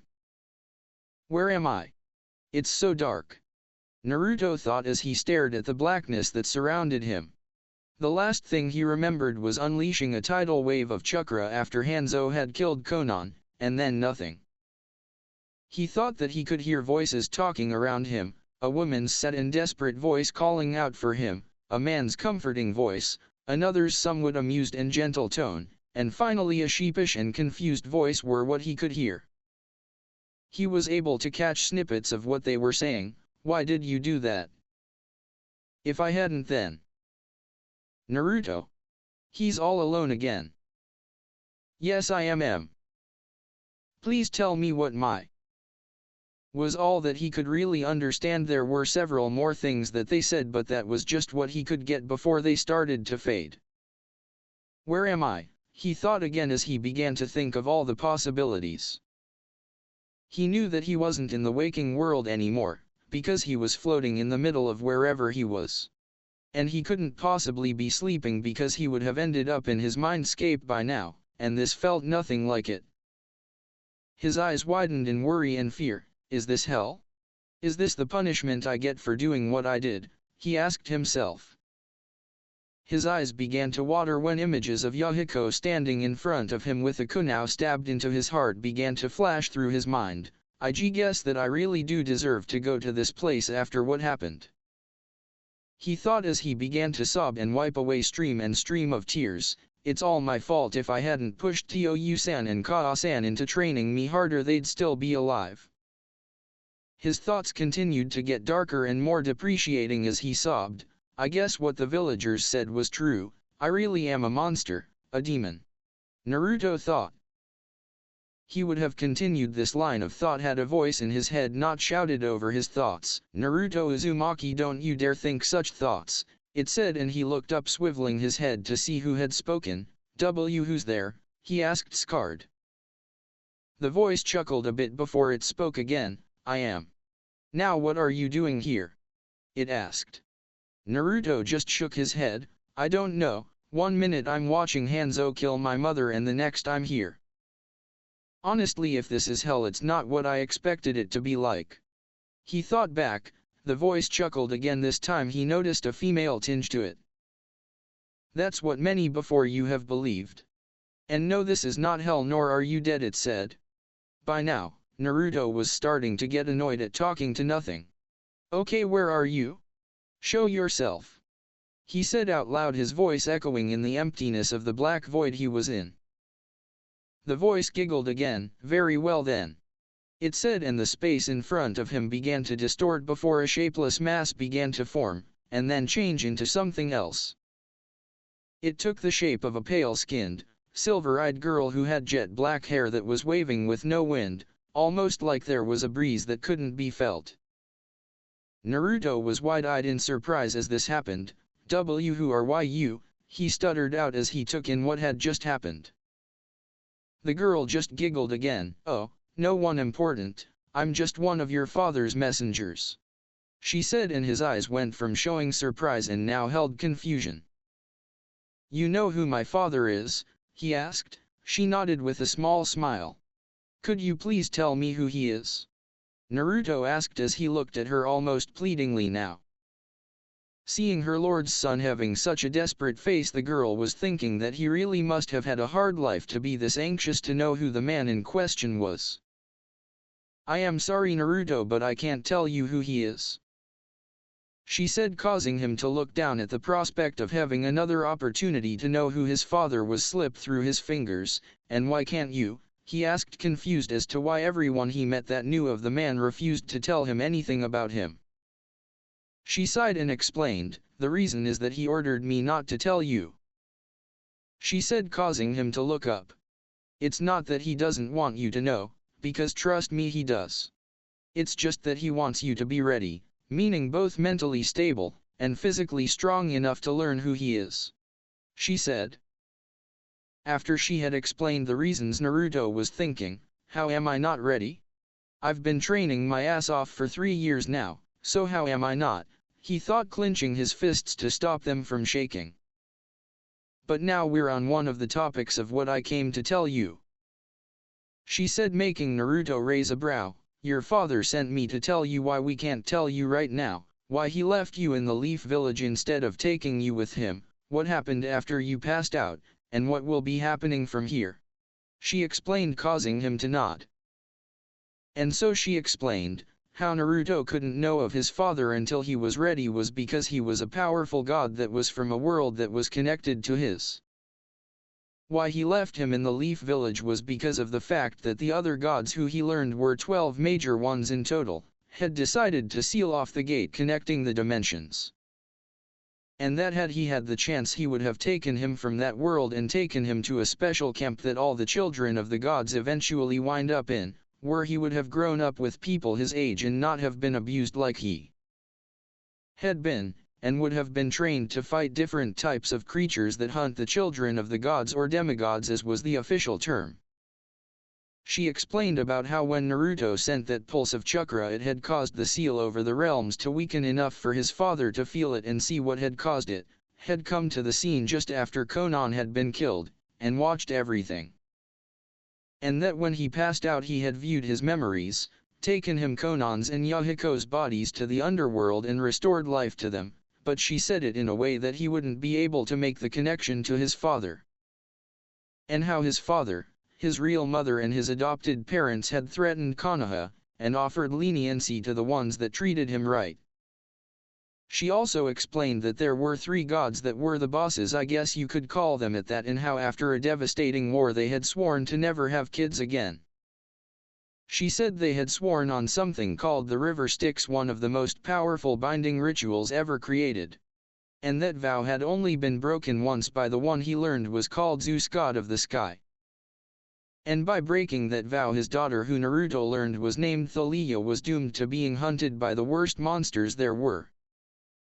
He also learned, much to his dismay, that she had only recently been turned into a tree when they were almost at the camp that would protect her, and her spirit now being bound to that very tree to guard the borders of the camp. And to his ultimate dismay, that he was a child of one of the big 3 gods. Finally she got to the part where they were going to be sent to the other world to protect them, and that both his real parents had left scrolls for him. When she was done, Naruto's eyes had swirls in them due to information overload. She giggled when she saw that and lightly shook his shoulder to snap him back to whatever reality they were in. When he had been shaken from his daze, Naruto rubbed his sore head, and thought over everything he had learned the last few minutes. "Okay then," he said. "I guess I'll have to wait and get to this camp that he says would have raised me," he said, making the girl nod, though she smirked some before saying, "Oh, and you won't be going right away?"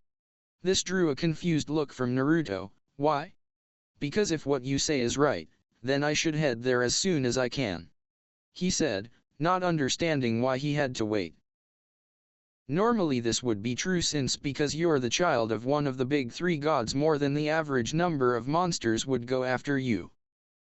She started, making Naruto nod, those being his reasons, as he didn't want him or his mother to suffer those attacks, "but you should be able to handle yourselves for a few years, before your aurora starts attracting the bigger monsters," she said, making Naruto stop his nodding and have a deadpan look on his face. "Besides, there's another child of the big three that needs you to watch out for him until a satyr can guide you both to the camp," she finished, causing Naruto to gain a questioning look in his eyes. "How is that possible? I thought that you said there was an oath that all three took that said not to have any more kids, and here you're telling me that it has now been broken all 3 times, he said / asked in a voice that made it clear that he was somewhat worried. "Technically it's only been broken twice," she said sheepishly, now rubbing the back of her head. Hearing her say that, Naruto raised a brow in question. The girl sighed a bit. "The shinobi world wasn't included in the oath," she said, making Naruto again to look at her questionably. Seeing his unchanged look, she again sighed and explained there had never been a child sired by any of the big three in the world of ninja. So they didn't think that it would ever happen, and didn't include it into the vow, she explained.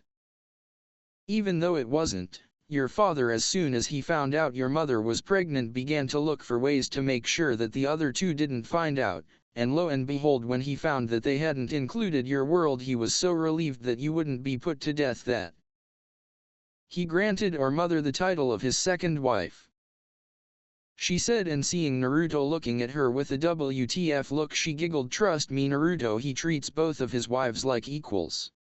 And before you ask, yes, he is a polygamist, but he won't be taking any more wives, especially after what his first one did to him after he told her about Kushina." Though something that she said before clawed itself to the forefront of his mind.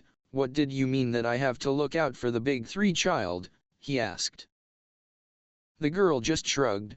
"I really don't know, but I guess your father doesn't want his brother's kid to go through the same thing that Thalia did. So I guess you can consider this your first real mission," she said with an impish grin at the last part, as a strange light began to shine in Naruto's eyes and she knew she had pressed the right buttons. The instant that the word mission left the girl's mouth, Naruto had began running through all the possibilities to it, and couldn't get it out of his mind. He smirked before he replied, "Well, when you put it that way, then I guess that I could keep an eye on the guy. So what's his name?" he asked, crossing his arms. The girl smirked. She had indeed pushed the right buttons. "His name is Percy Jackson, and he's about a year younger than you," she said, and then the area began to brighten around them. "I guess this is where I take my leave then, Naruto Uzumaki," she said, and her shape began to distort, becoming a shapeless mass again, and then fading into nothing, though before he was blinded by the light, he heard her voice, nothing more than a whisper, but still he heard it say, "We will meet again, Naruto, many more times in the future." And with that, Naruto jolted up from the bed he was laying on and immediately saw the concerned eyes of Konan. An hour beforehand. Was all that could be heard coming from Konan's mouth as she tumbled through the dimensional tunnel that Hades/Minato had sent both her and Naruto through. Speaking of her son, he was still out of it and was being held tightly to her chest. When she looked up from the ball that she had unknowingly curled herself into to keep her and Naruto from being separated, she saw that the end of the tunnel was close, because she could see a light ahead. Thank God, she thought, unknowingly starting to change her language into that of this world. As soon as they were through the end of it, she saw that they were now free falling stories above a giant city. Despite the situation, she couldn't help but be amazed. She had never saw buildings so big that they scraped the sky, and had never seen whatever those metal carriages were that people were getting in and out of. Snapping out of her trace, she aimed them for a building that was fast approaching, and in an impressive display of acrobatics she landed feet first but on the side of the building. As she started to walk down it, she remembered what Hades had said to her about normal people not being able to use chakra. Remember, Konan-san, almost all the people where I'm sending you will not be able to use their body's chakra. So it is of great importance that you do not reveal anything of the likes to anyone that you meet. He had warned. She smirked to herself at the double meaning to the words. Well then, if they can't use chakra, then they shouldn't be able to sense it either, meaning that I can use genjutsu to hide for now. She thought, and just barely shifting Naruto over so she could use her hand, Konan did a half ram sign and muttered, "Genjutsu, hiding in plain sight." With the illusion up, it was only a matter of walking down the side of the building. When she got down, she quickly looked around to get her bearings and sighed in relief when she spotted a hotel just on the other side of the street. Genjutsu still in place, she put some chakra to her feet and in one massive leap jumped over the street full of moving metal carriages. Getting a room was a simple matter of using another genjutsu on the man at the desk, and she easily got what she wanted. After getting into the room, she laid Naruto down on one of the twin beds and began looking him over. His condition overall was good. He just had a big case of chakra exhaustion, which for him wasn't a big deal, as having Helena sealed in him gave him monster reserves that replenished an absurd rate. The thing that worried her though was that it had been several hours since he had passed out, and even when he was exhausted after training he would be fit as he could be an hour or two after. She did a few hand signs and her hands lit up in green chakra. She sighed as she placed them over Naruto's head. She almost jumped back when she did, because what she found amazed her. Naruto's brain was full of activity. The reason she was surprised was that she knew when someone usually went through a traumatizing part in their life and they go into a coma, their mind usually slows down to process the event at a slower speed. Naruto's, however, had speed up almost like he was having a conversation with himself. It'll take some time for him to recover from that incident, she thought sadly. Then, hearing a rumble coming from Naruto's stomach, she sweat dropped. I guess I better get some food ready for when he gets up. Now her stomach grumbled, causing her to almost face fault. Myself as well, it seems, she thought, getting up and grabbing a sealing scroll from her hip pouch and unsealing the supplies to make dinner. It wouldn't be big, but it would be enough for now. Half-hour later, Konan sighed as she turned off the stove and sat the last plate of food on the table. Now all she had to do was wait. And she didn't have to wait long, as 2 minutes later Naruto jerked awake in bed and met her concerned gaze. Mom," he stuttered before he looked confused. He knew what he said but didn't understand why it didn't come out as Kaa-san. Konan, seeing his confused look, giggled a little when she realized what he was confused about. What's going on?" Naruto asked, looking around. "And where are we?" he asked. That was when he remembered what the messenger said about being in a new world and being able to speak the language of the people there, and a look of realization dawned on his face. "Something wrong?" Konan asked as she saw this, and was wondering why he had that look. "Nothing, just remembering what the messenger said," Naruto said as he sighed, and tried to sit up but found he couldn't. "Messenger?" she asked as she helped him sit up. Hades hadn't said anything of a messenger. Nodding, Naruto explained what had happened. "When I was unconscious I was in a well, it looked like a void. While I was there I was going into self-pity and I was calling myself a monster," he said, looking away at this part as Konan glared at him for calling himself that. "But when I started to call myself that, there was this voice in my head that told me to get it together and snap out of it. It turned out to be a messenger from my dad," he said, looking at Konan. "She told me about what happened after I passed out, that you and Dad met my real parents, and that my real dad is a god and he took my mom for his second wife." he said, causing Konan to widen her eyes that he knew all that. I know that you can't tell me who he is, but I'm at least glad he saw me once, even if I couldn't have met both him and Mom in return. He continued with a small grin. I also know that he left me some scrolls of both his and Mom's jutsu, and their personal letters as well. He said before his stomach growled and he blushed and turned his head away. Konan giggled again and just shook her head. Come on, Sachi-kun, I made dinner. She said, her talking going back to elemental when she did, but then her look turned dark, and you had better explain the rest of what happened and what exactly you've been hiding from me for the last month. Hi Kaa-san. Naruto said, snapping into a scared salute, his speech also reverting back to elemental. Later that night, while they had eaten, Naruto had explained everything of what happened in that void place, and what skills Helena had been teaching him. When Konan had heard exactly what Naruto and that mysterious girl had discussed and what he had been hiding from them over the month, she was understandably surprised. After that they moved on to Naruto's mission. Honestly, Naruto, I can understand why he wouldn't want his brother to lose a child. But why does he want you to look after him? Konan asked, confused. I really don't know, but it's not like I can really refuse it. Naruto said, besides, this Percy guy is family when you think about it, distant but still family. He continued, drawing a look of understanding from Konan. Okay, so what's the plan then? I mean, you can't just track him down. We don't even know the first thing of this world. She said, getting a nod from Naruto. I was hoping that my father, whoever he is, would have left a hint in one of those scrolls he left me, he explained, and maybe he did. They ate the rest of their food in silence. When they had finished, Konan looked at Naruto and sighed as she pulled out the scrolls that his parents left for him, and handed them over.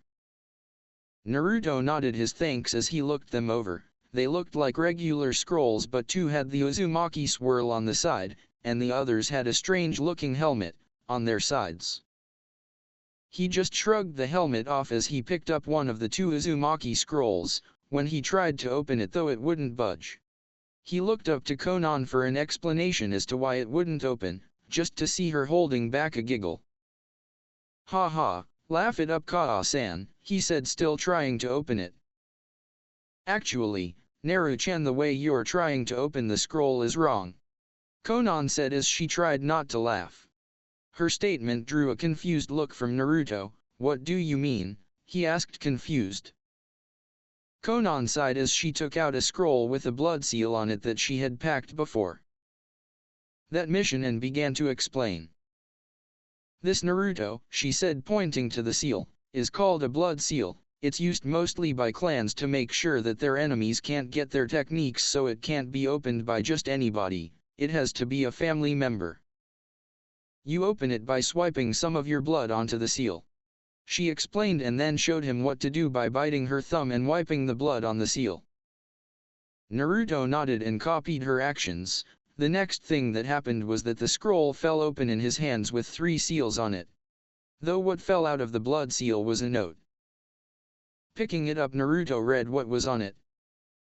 Dear Naru-chan, I bet you're wondering who I am, aren't you? Well, my name is Kushina Uzumaki, the red-hot-blooded habanero of the leaf, also known as the second Jinchuriki of the Kyuubi no Kitsune, or as you may know her, Helena, but you may know me by a different name. That being Kaa-san. First off, I want you to know that I am sorry that I wasn't able to be there to watch you grow up and become the great man I know you will one day, but there were complications during the birth, and with Kyuubi escaping the seal, my body wasn't going to hold out from the stress. I didn't want to leave you alone and to the life of a Jinchuriki. I did everything I could think of to stop your father from making you a Jinchuriki. I even begged him to seal her back into me. But I guess what's done is done, but I want you to know I love you with all my heart, so please don't doubt for a second that I don't. I first met your father in the academy when I was being picked on by a bunch of kids. They were calling me Tomato, something you should never call me. If you value your life, Here there was a threatening fist drawn and Naruto started to sweat a bit as he felt a shiver go down his spine. Due to my at the time round face and bright red hair. Needless to say I beat the shit out of them afterwards. Your father approached me and I, thinking that he would start picking on me as well, punched him and ran. 2 months later I was kidnapped from my home by Kumo shinobi, who were going to take me back to their village due to me having a unique kind of chakra, and could use a rare trait called chakra chains, thus controlling Kyuubi's chakra. But back to what happened. I was being dragged away in ropes and was leaving strands of my red hair in hopes that someone would find them and by proxy find me. Someone did, though not who I was expecting. Your father, who had been taking an evening stroll, had seen my red hair and tracked me down. I initially thought that he was a wimp because he usually stayed away from violence during the academy. But I was proven wrong when I saw him fight. When he had heard their plan for me, it was like someone unleashed a dam of anger. Because he was just starting to learn ninjutsu for the first time, he wasn't very good with it, but it was his taijutsu that was amazing. He was taking out the Kumo shinobi left and right. It all happened so fast that I couldn't really see it, but I heard the screams. I won't go into details, but it wasn't pleasant. It was during that night that I started to fall for him, and I confessed 2 years later, after telling him about Helena.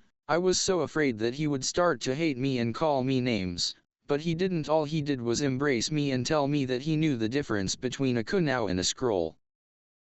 I confessed right after that, and he did the same for me. It was 8 years later that we were married, and not long after we had you. I was so happy that I was going to become a mother. I rushed home and told Minato-kun the news, and you should have seen him. He was bouncing off the walls with happiness. It was 10 months after that that you were born, and all what I said before happened. When I got to the place he ruled and found out that your father was a god, I couldn't believe it. The man I had fallen for was a god. I almost strangled him for not telling me that he was married before when I found out about that. Turns out that his first wife is bi, and as it turns out I am too. It was a bit of a surprise when I found out that particular fact, but that didn't stop us from beating him until he was nothing but a lump on the floor for not telling us. In the other scroll that I left you is the rest of the Uzumaki fortune. There isn't much, but it should keep both you and Konan-san going for a while since it was converted into the currency of that world. But in the one you found this note, and there are several of my own water jutsu and several more common ones. There is also information on the Uzumaki bloodline in the scroll with an eye that has rings around the pupil. The bloodline is called the Rinnegan, and you, my dear boy, activated it during that mission and are now the proud wielder of the most famous jujitsu. But don't let that fact go to your head, because if it does I will personally drag you back here and beat it out of you. However, I can't tell you what god your father is, just know that he is one of the big three, and that until you get to that Camp Half-Blood place he won't reveal who he is. Just know that he is a great man who loves you enough to make an entire world think that he gave his life for you. Also, before I finish this, I want you to know that you have a way to get back to the shinobi world. It's half an amulet that has the power to travel the realms, but be warned because it only works twice, so you only get one round trip. Just wipe a bit of your blood across the center of the sealing array on the back and think of the place you want to be transported to. Also, it has a second ability of allowing its user to talk to sealed souls. I once allowed Minato-kun to use it to talk to Helena-chan, and it sucked his body into my mindscape. But don't worry, all you'll need to do to get out is just think the words outside and you'll be able to leave. And to use it to talk to a sealed spirit, hold it to the sealed area and think talk. The amulet itself is in the seal on the very bottom of the page. Well, I guess that's it for now, but please remember I will always love you. Love, Kushina Uzumaki Namikaze, your loving Kaa-san. P.S. When it comes to women, we are always right. Remember that. Naruto, even if he sweat dropped at the postscript, had tears streaming down his face at his mother's last words to him. Even though he had been assured numerous times that Kushina had loved him by Helena, he had always had a lingering feeling of doubt in his mind, and now having Helena proved right, he was now the happiest kid in the world. As he wiped his tears away and looked over to Konan, who was smiling gently at him, she could understand the feeling of hearing a parent's first and last words to you. As Naruto wiped the tears from his face, he reached over to his father's scrolls, and picked up the closest one, biting his thumb again, and swiped the blood across the seal. In a small poof of smoke there was another note, and this scroll also had 3 seals on it going from top to bottom. He picked up his father's letter and read it. Naruto, before I begin I must ask you to forgive me for sealing Helena into you, but there was no other way without revealing myself.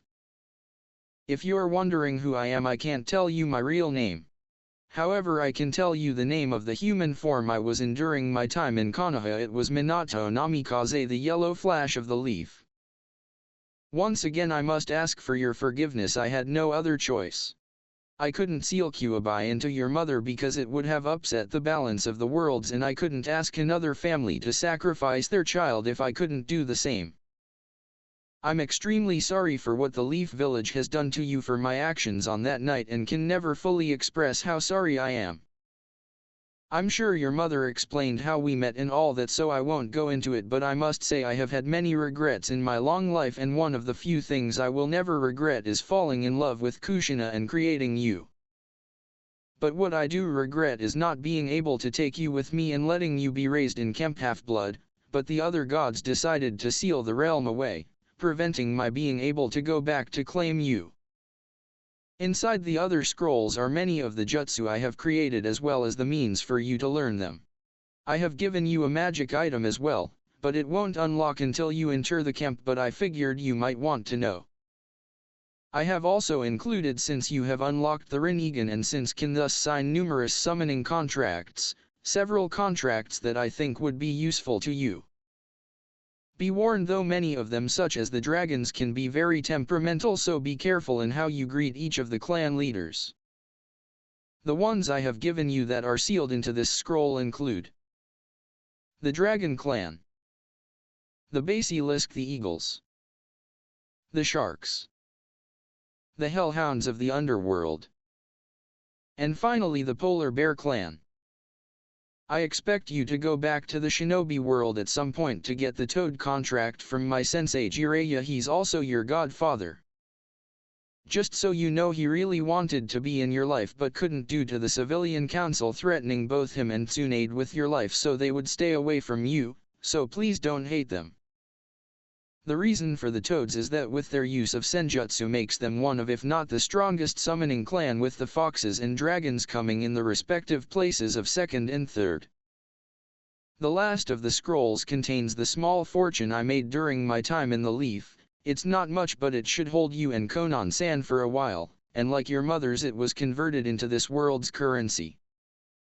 This is all that I can do for you, I'm afraid. So do me proud, son, and when the time is right I will personally claim you at Camp Half-Blood. Sincerely, your father, Minato Namikaze. P.S. I have included a technique that can let you see where your cousin Percy is and what his condition is. Just to make it easier in the mission I gave you. P.P.S. Listen to the women in your life. They are always right. Naruto only had one thought about the end postscript: Dad is totally and utterly whipped. The Underworld. That's right, Naru-chan, your father is completely whipped. Kushina said, viewing what was going on with her son, and Persephone, who had joined them, was right beside her, nodding in agreement.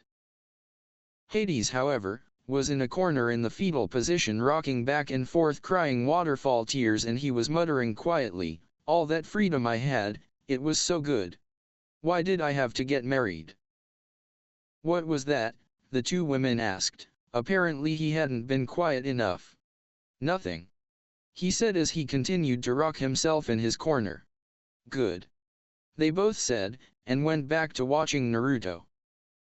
Yahiko, who was watching all this, just sweat dropped and went back to watching his son. Back with Naruto. Why do I get the feeling I'm making Dad rock in a corner and cry about losing his freedom? Naruto thought. But his thoughts soon changed to the matter of the Rinnegan. He handed the letter to Konan so she could read it and picked up the one that had the mark of an eye with rings around the pupil. He again bit his thumb and wiped the blood on the seal, causing the scroll to open, and he immediately began reading it. To the one reading this, I would like to congratulate you for unlocking the famed Jujutsu of the Uzumaki called the Rinnegan. Doing so you have began the first step of your family's legacy. The history of how the Rinnegan originated isn't exactly clear because it is rare for an Uzumaki to unlock it. It has many times been thought of as a myth, and several in the clan have thought that it was just a mutation in the genetics of the clan. But what is clear is that it was the Jujutsu of the Rakudo Sennin or Sage of Six Paths and the first clan head of the Uzumaki. Legends say that he was blessed with all the powers of the gods in order for him to stop a beast that was rampaging across the continent. The beast he supposedly stopped was called the Ten Tails and was supposedly split into the 9 creatures that would later be called the Tailed Beasts. The Rinnegan has 5 levels or stages, somewhat like the Chiron of the Uchiha clan, and like the Chiron gaining new tomes around the pupil, the Rinnegan gains a new ring at every new level. Rinnegan stages. First level starts with 1 ring around the pupil, all 5 elements, and gravity manipulation unlocked, able to use 2 paths.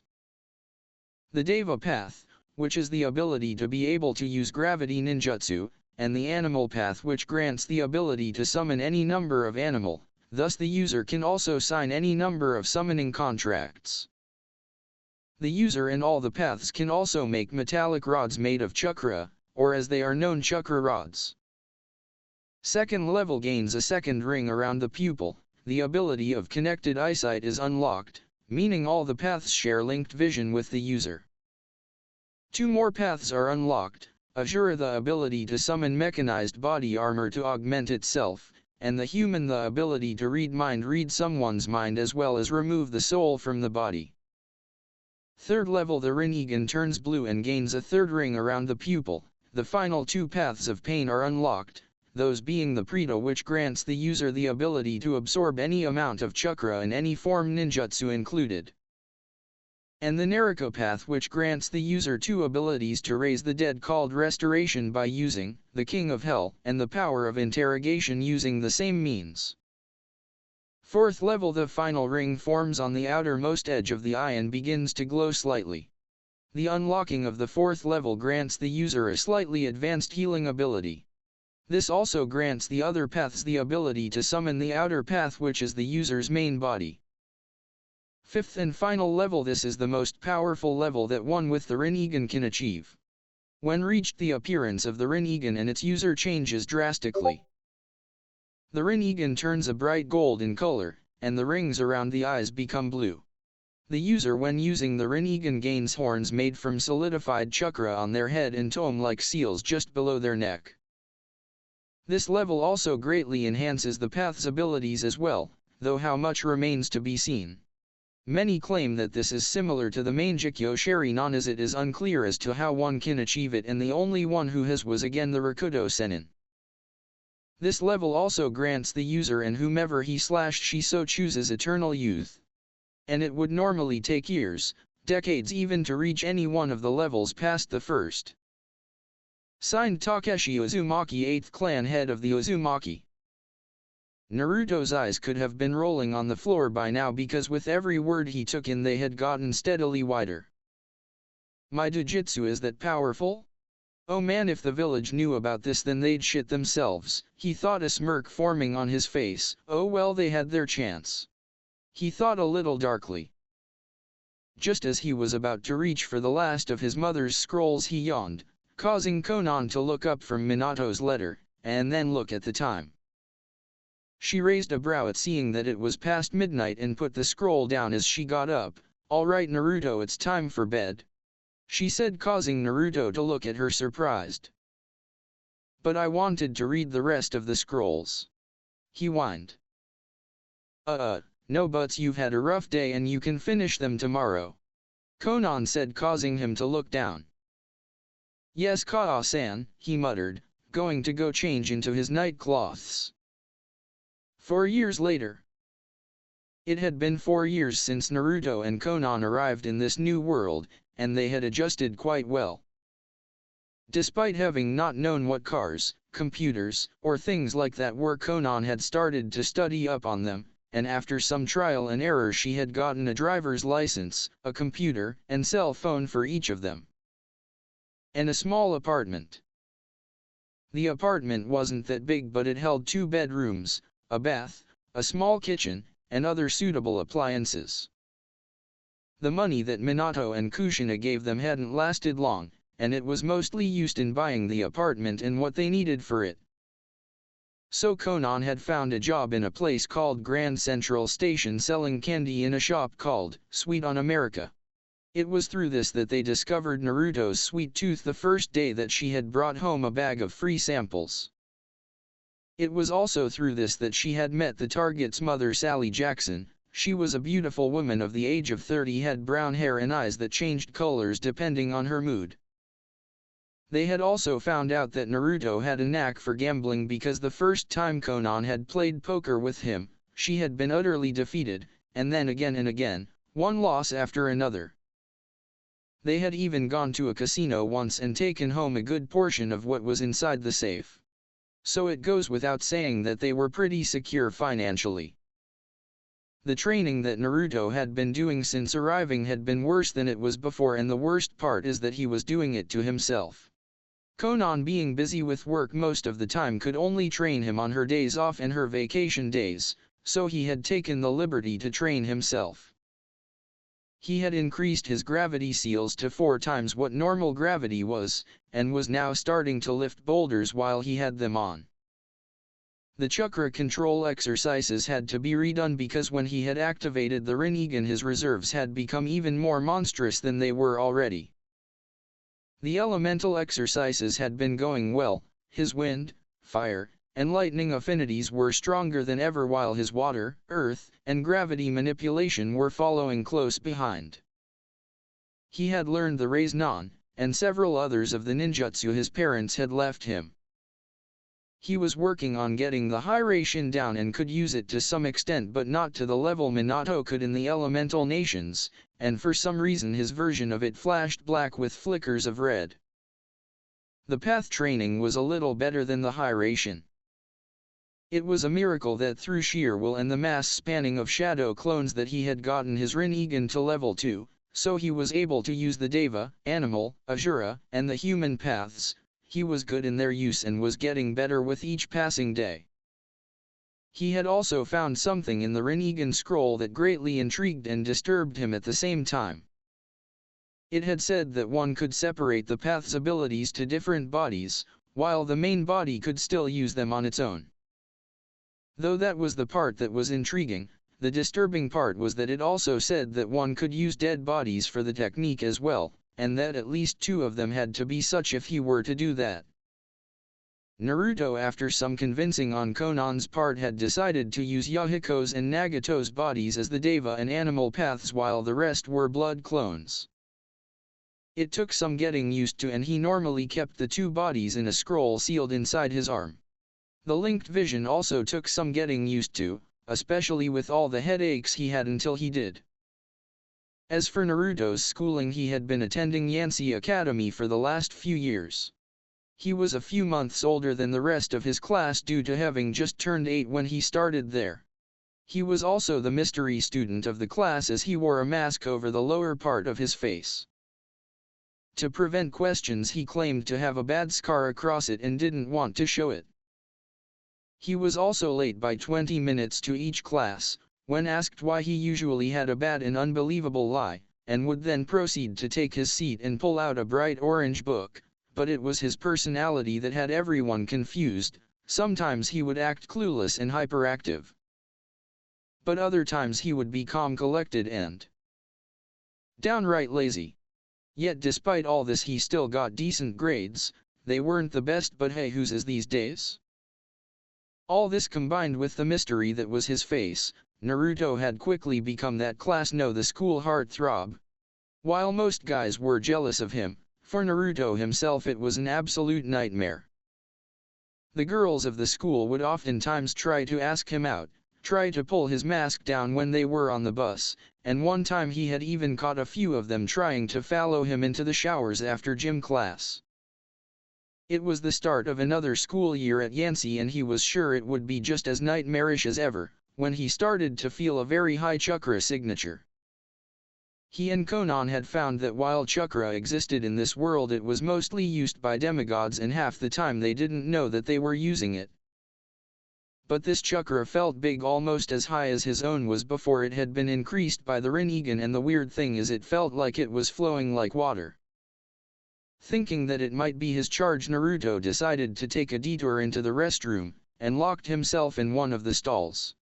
He did a few hand signs and whispered, "Detection of the target jutsu." And almost instantly Naruto knew where Percy was. Little did it surprise him that it was indeed Percy's chakra that he was detecting, and it was in his first class of the day too, that being algebra.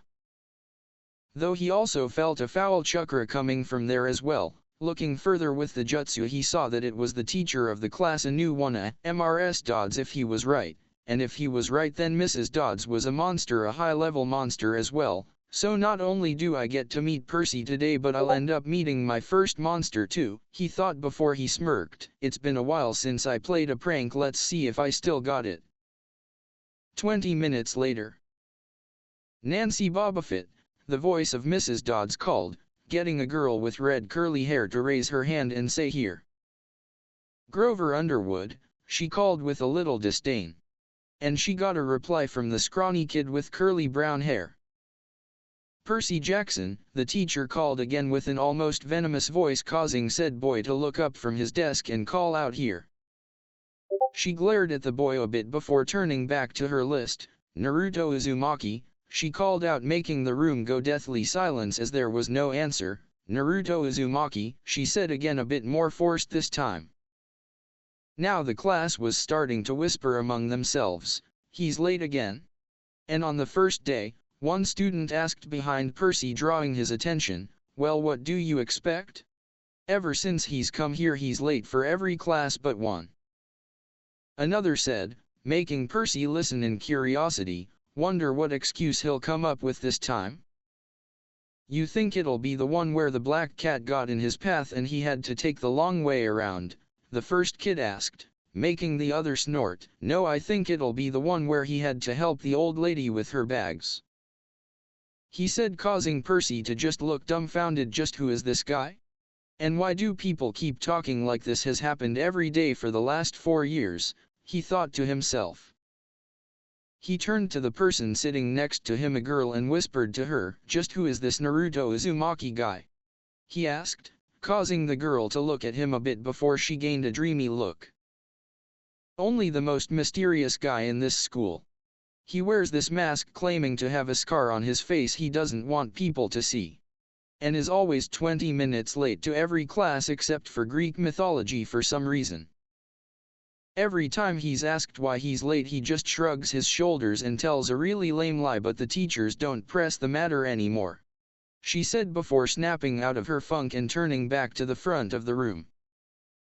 Percy, getting the message to not talk to the girl anymore, just shrugged, and turned back to the front as well.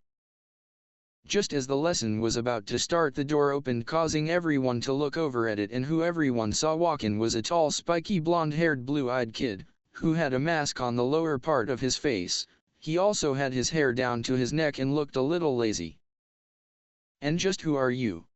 Mrs. Dodds asked, angry that her lesson was interrupted before it could even start. "Naruto Uzumaki," he said, staring at her lazily. "Then would you mind telling me why you are 20 minutes late?" she asked, making all the students minus Percy hold their breath.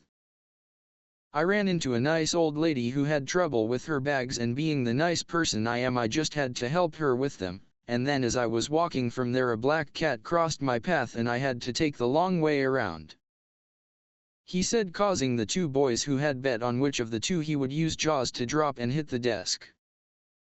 And with that Naruto went to his desk, which just so happened to be on the other side of Percy, sat down and took out his orange book. "The Shinobi World. And tell me why I should help you find this boy that you say went missing 7 years ago," a 13-year-old blonde-haired purple-eyed priestess asked to a group of shinobi with whirlpool headbands. These shinobi were Kakashi Hatake, Kurenei, Jiraiya, Tsunade, Shizune who had Tauntaun in her arms like always, and Hiruzen Sarutobi the new Shade Muzukage. Because we have looked everywhere else that we can think Shindano, we are getting desperate to find him. Sarutobi said with a worried look. It was true to they had, and they were beginning to lose hope. Shin however could have cared less if it was a day ago, but earlier this morning she had had a vision of a blonde-haired kid with whisker marks on his face, fighting with someone with red hair who also had whisker marks, so she was somewhat curious of the blonde one and how he could be so powerful. She sighed as she nodded, very well, if I'm the only one left who can, then I'll try to find him. Though I have a good idea to where he is. She said, and then thought the last part as she began going through hand signs. There's one place that has recently been giving me more visions than normal, so I'll check there first. She said, making everyone nod. Meanwhile everyone was having their own thought as to what Naruto would look like now and how well he would be. Please let him be like me, and having followed in the way of the perviness. Kakashi thought, he was the one out of them all that had spent the most time near and with Naruto in his Umbu days. I just want to know if he's alright. Hiruzen thought. Please Konan-chan, let him read my books. Jiraiya thought, since for some reason it was Konan who had enjoyed his books when he was training the three orphans. Please don't let him be like all men and having fallen into the ways of the perviness. The women thought. Oink, oink, Tauntaun thought. Dimensional viewing jutsu, Shin called out as she finished her hand signs. Then a circular bubble appeared in the middle of the room and they saw the inside of a classroom, and the teacher was going through the roll call. They heard a bunch of names they didn't recognize until they heard one that was very familiar to them. Naruto Uzumaki. The teacher called, and got no response other than the room getting quiet. The teacher called for Naruto again, and didn't get a response then either. She went on with the other names on the list. When she had finished, she had just turned to begin the lesson, the door opened and in came a figure that was familiar to the shinobi, but he was masked. Score 1 for me, Kakashi thought as he saw the mask. Oh come on, not a mask, everyone else thought, before everyone heard the teacher ask, would you mind telling me why you're 20 minutes late to class? The shinobi perked up as Kakashi again ticked a victory for himself. I ran into a nice old lady who had trouble with her bags, and being the nice person I am, I just had to help her with them. And then as I was walking from there, a black cat crossed my path and I had to take the long way around. They heard Naruto reply and saw him walk to his desk and pull an orange book out of his pocket. Everything froze. The girls were staring at the guys who were staring at Kakashi, who in turn was staring at the bubble, and they could tell that it was an extremely proud stare. You could have heard a pin drop before Kakashi shouted, "Yes, go Naruto. You've followed in my footsteps, Outito." I couldn't be any prouder, he shouted, and was going to say more until he was punched in the head by every female in the room, Shin included. You bastard. You turned my godson into a pervert. Tsunade shouted in rage, not knowing that he got the book from Konan. Back with Naruto. Naruto shivered a bit as he got the feeling that he had caused someone a great deal of pain just now. Why do I get the feeling that Inunai-Aizen is getting his head pounded by a big-breasted woman for what I just said? He thought, as he pretended to read. He never really started to read the books until he was sure the teachers were into the lesson, which Mrs. Dodds was at the moment, but he was taking the opportunity to check on his charge. He saw that Percy looked to be at least 12 years old, had black hair, and sea-green eyes, and the feeling of his chakra was defiantly that of a very powerful water affinity. So he's the son of the sea god Poseidon then, if the feel of his chakra is to go by. He thought. Looking at the time, he smirked. Well then, I guess I can set the prank to begin, he thought. As the class was boring anyway, he channeled a small amount of chakra into a seal on his upper right arm. It wasn't enough chakra to really be noticeable, but if one were to look closely enough they would see Mrs. Dodds and Grover stiffen ever so slightly. That power. Where's it coming from? Mrs. Dodds thought, taking a small sniff, and caught the scent of it coming from Naruto. So he already knows how to access his powers, does he? It doesn't look like the other one has even realized what he's capable of yet. Well, I'll have to take care of them both then, she thought sinisterly as she continued with the lesson. Where's that power coming from? Grover thought nervously, looking around. His eyes widened as he could almost see the small wisps of it coming from Naruto, and at the moment the smell of it was almost overpowering. What the? How is he able to use his power this early? I only just recognized him and Percy as demigods, and I've never seen him at camp, so how can he have training in how to control it? He thought worriedly. By the smell, he and Percy are two of the strongest demigods out there. Oh man, first I had to find Thalia, and now I find these two? My life sucks, he though deprecatingly, never having gotten over how he had failed to save Thalia from becoming a tree. As he channeled chakra to the seal, Naruto noticed Mrs. Dodds and Grover stiffen slightly. So I was right about her. But I think that by the smell of goats on the Underwood kid that he might be a satyr. He thought. He finished channeling chakra into the seal that was connected to the one that would start the prank in the teacher's lounge the instant Mrs. Dodds walked in. It was the end of the day and the students were just going back to their dorms, when everyone heard a big boom and then there were several screams coming from the teacher's lounge. The next thing anyone knew was that there were the teachers rushing out of it, and they had glue dumped on them and then proceeded to have feathers of every color dropped on top of those. They all looked like giant colorful chickens. If one were to be right next to Naruto they could hear him mutter, "I still got it," and hear him barely restraining his laughter. The next day it turned out that the mythology teacher had had a nervous breakdown due to the feather incident, as it had come to be known, and a new teacher had been chosen. A new one by the name Mr. Brunner, an older man who had a scraggly beard, and had to move around in a wheelchair. Though he smelt off to Naruto, instead of smelling like a regular human he smelt of horses. And not like someone who was around them all the time, the smell was coming off him, meaning that was his natural scent. Well, I guess it could be worse. It could have been a sea monster. Naruto thought sarcastically as he caught sight of him. As the new teacher rolled himself into the room and turned to the class with a bright smile. Hello everyone. My name is Mr. Brunner, and due to the little incident that happened yesterday in the teacher's lounge, your previous teacher has decided to retire, so I'll be taking over the classroom for the rest of the year.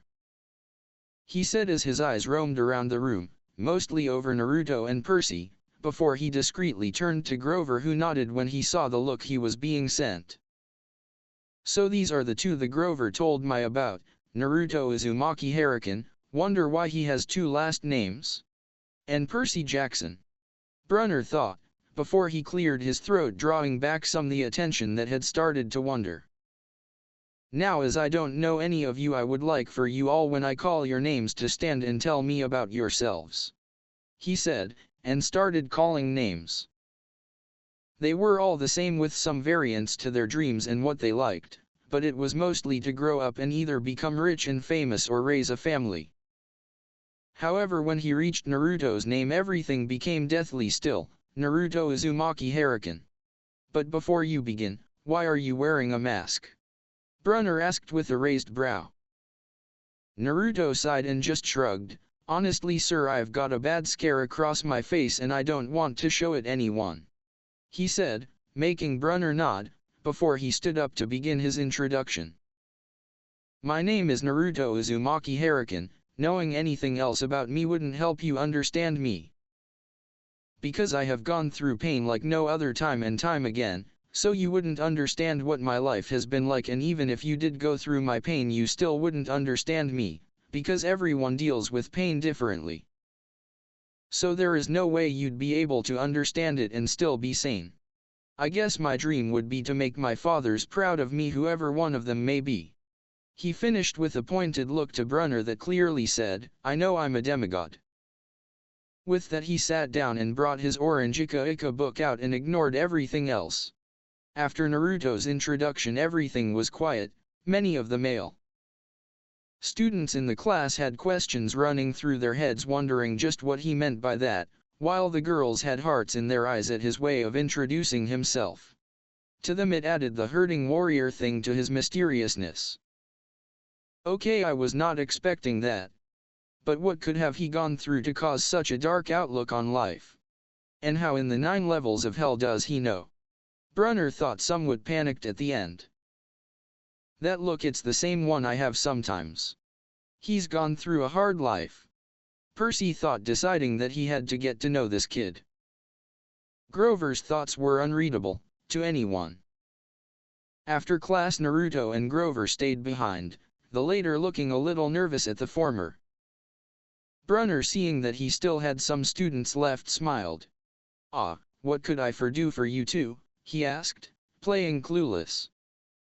Naruto saw through the act immediately and frowned at the teacher.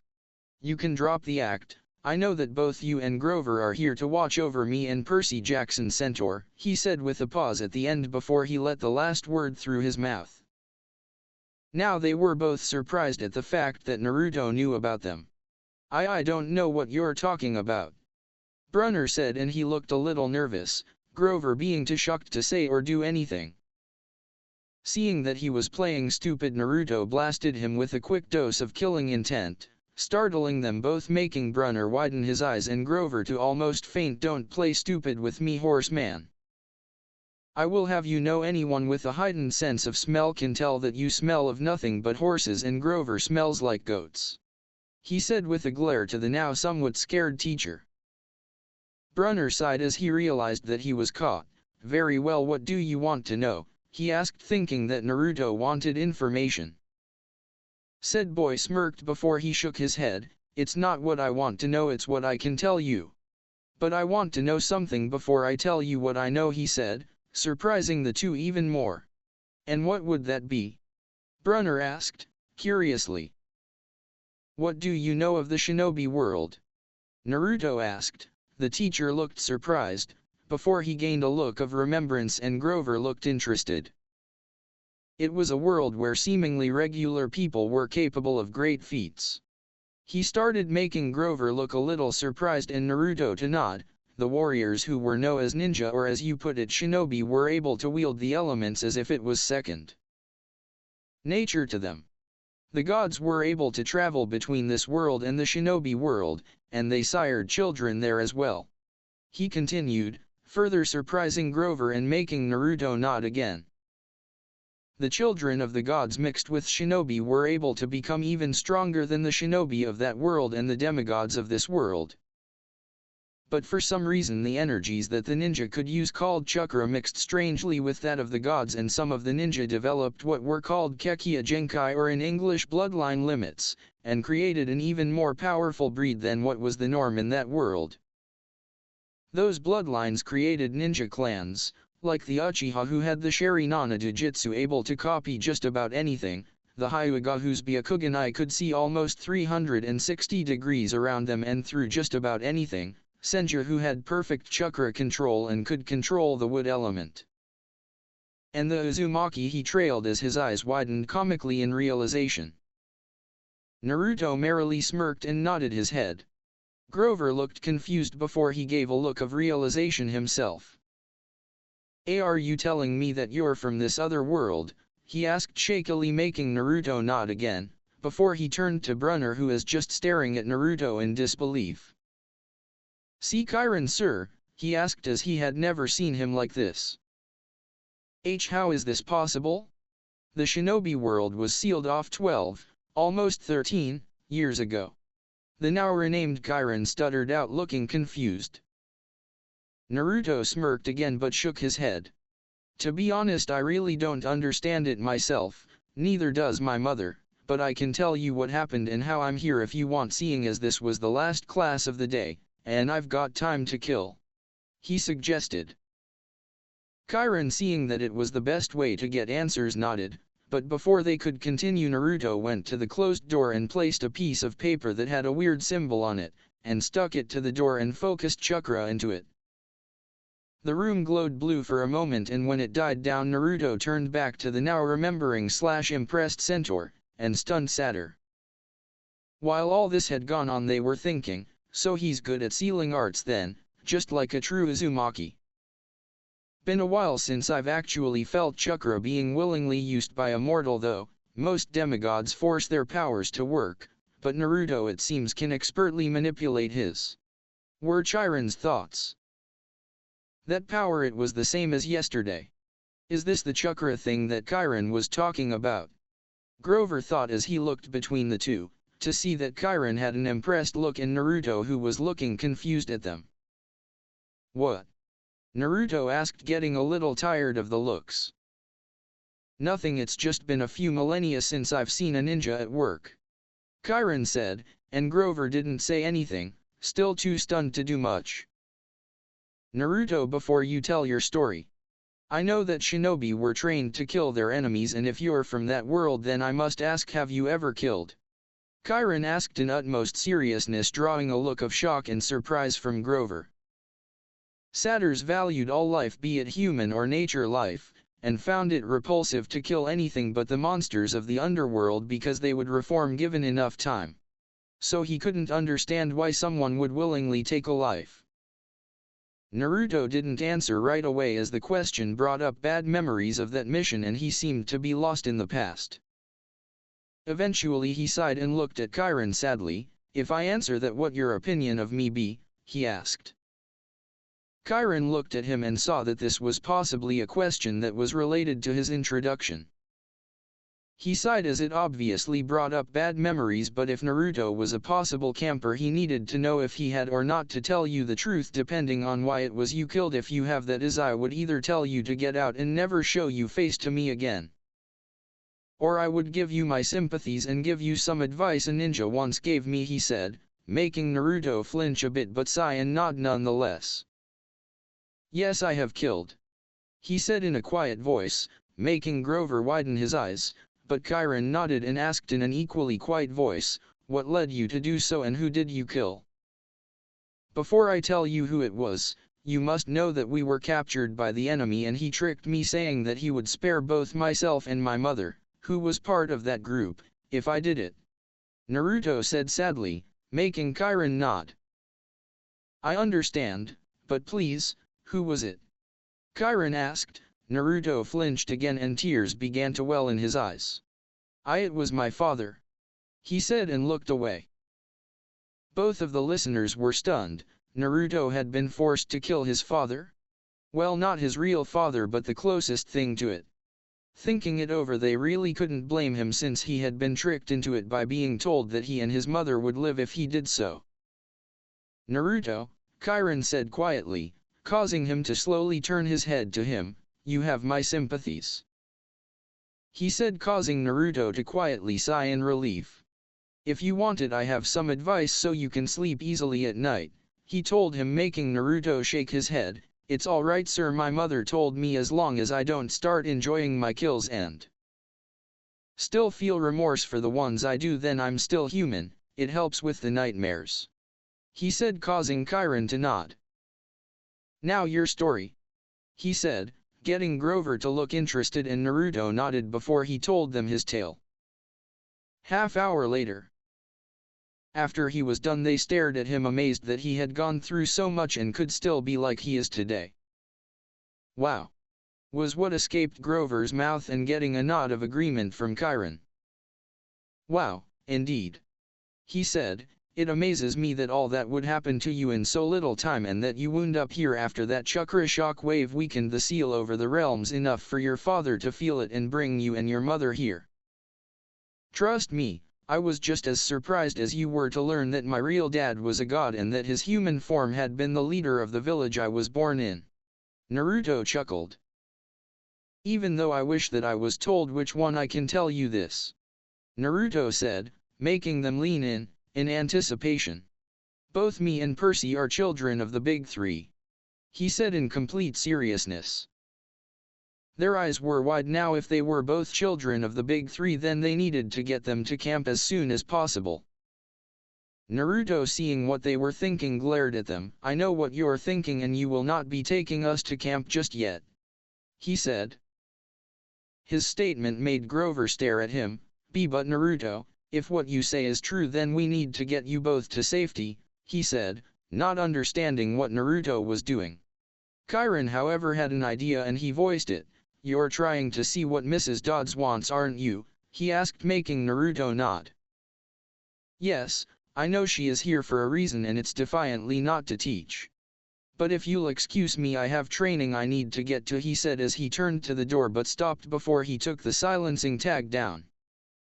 "Oh, by the way, while I don't have a clue as to which one my dad is, I have a feeling that based on Percy's chakra, he might be Poseidon's son," he said, and ripped the tag off the door and walked away, leaving them to their thoughts. After he had left, Grover turned to Chiron, who looked thoughtful, and asked, "Is it possible that Percy really is Poseidon's son?" he asked, making Chiron nod. "It is all but impossible now that I think about it, Grover. I mean, look at his hair, it's black just like Poseidon's, his eyes sea green like Poseidon's, he even gets that brooding look that Poseidon gets at times," Chiron explained. "And from what I remember about one's chakra, with the limited knowledge I have of the subject, its affinity is usually decided by what one the father of the child has. It's still rare to get the same one, but it is usually an element that is close to the father's own, or, if they have the same, it is usually weaker than the father's," he finished, making Grover nod but sigh. "First I find Thalia, and now I find Naruto and Percy, and all three children of the big three. What is it with me?" he asked, depressed. Chiron merely chuckled at Grover's turn of luck. "I must say you do have an unusual gift for finding strong demigod, Grover," he said, drawing a deadpan look. Form said sadder, "That doesn't help, sir." "With Naruto? Well, it could have been worse," Naruto said as he walked into the forest that surrounded the school.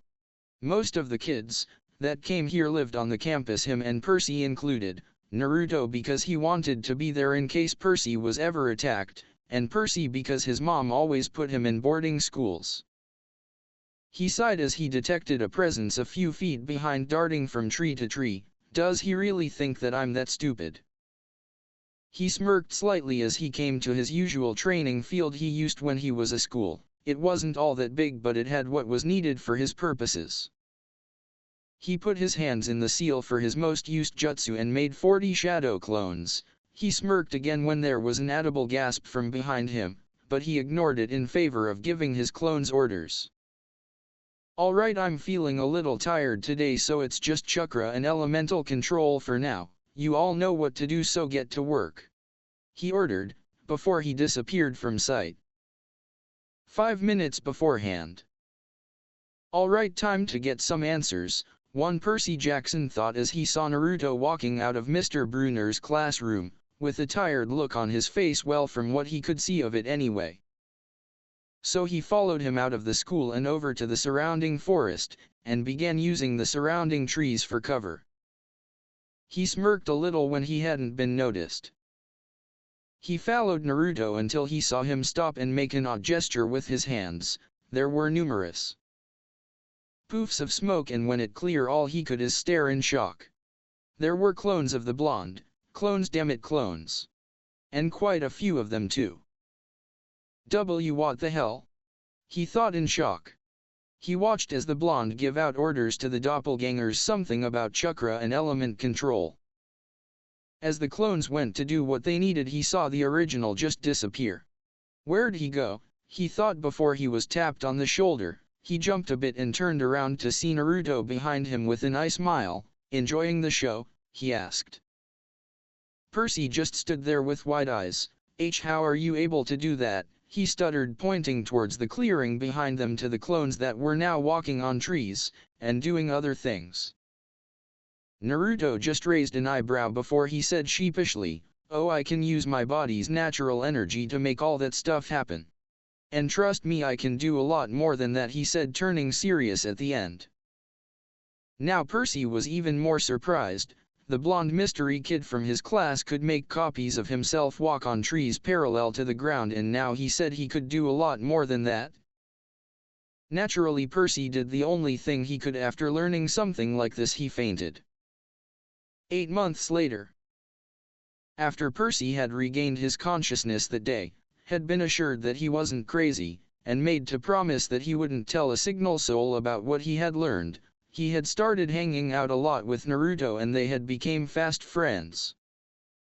Naruto, Percy learned, had been living with his mother since his dad died, just like he had, and that their mothers worked in the same place. He also learned that unlike his stepfather Gabe, that Naruto was a natural gambler. Naruto had even shown him most of the techniques that he was capable of, and had learned that Naruto was a natural prankster, and the one on the teacher's lounge the first day had been his doing. What Naruto learned about Percy was that he was often considered a troublemaker in his old schools because he would somehow get into odd situations that would ultimately get him expelled by the end of every school year. That his mom had married a really unlikable guy named Gabe Ugliano, someone Percy had nicknamed Smelly Gabe, who had apparently been nice to them for a few days before he had showed his real colors, and smelled, and often gambled their paychecks away and secretly thought himself as the gambling king. And Naruto had come up with a good way to get back at the guy, and had made a plan with Percy that the first time that he met him he would show him just who the real gambling king was. The two friends had also made friends with another person in the class, that being Grover Underwood. Naruto even managed to get both of them to join him on a few of his prank escapades, and the two had quickly become his permanent pranking partners. Grover, who at first had been a little shy and timid, had quickly found the joys of letting your frustrations out by said pranks, and Percy, who had already done some pranks in his life, really started to get into them now, and they were both becoming just as devious as Naruto was for scheming up said pranks, and soon after that the three had quickly become known as the pranksters of the school, though even if everyone knew it was them, no one was ever able to prove it was them. The two of them had at first been envious about his large number of fangirls, but after seeing what they had been trying to do to him, they had helped get him away from them, and said that if he ever needed their help again to just tell them. They had to do this on more than one occasion since then. Though currently they were on a field trip to the local mythology museum, and were standing in a crowded area with their class and two escorts, Mrs. Dodds and Mr. Brunner. Currently Mr. Brunner/Chiron was currently lecturing the class on the stele or grave marker for a girl that had died over 2,000 years ago, and what the carvings on the sides meant. Naruto, knowing that they were no myths, tried to listen, as had Percy and Grover, but Nancy Bobofit and her friends kept making snide remarks about the pictures. Naruto, having already had his patience running low due to her snide remarks, snapped and rounded on her. "Would you just shut up?" he said fiercely but quietly, apparently not quietly enough, as everything turned quiet in the room. "Mr. Uzumaki," Mr. Brunner said. "Do you have a comment?" he asked. "No sir," Naruto said indifferently, and Mr. Brunner pointed to a picture on the stele. "Then could you tell the class what this picture means?" he asked.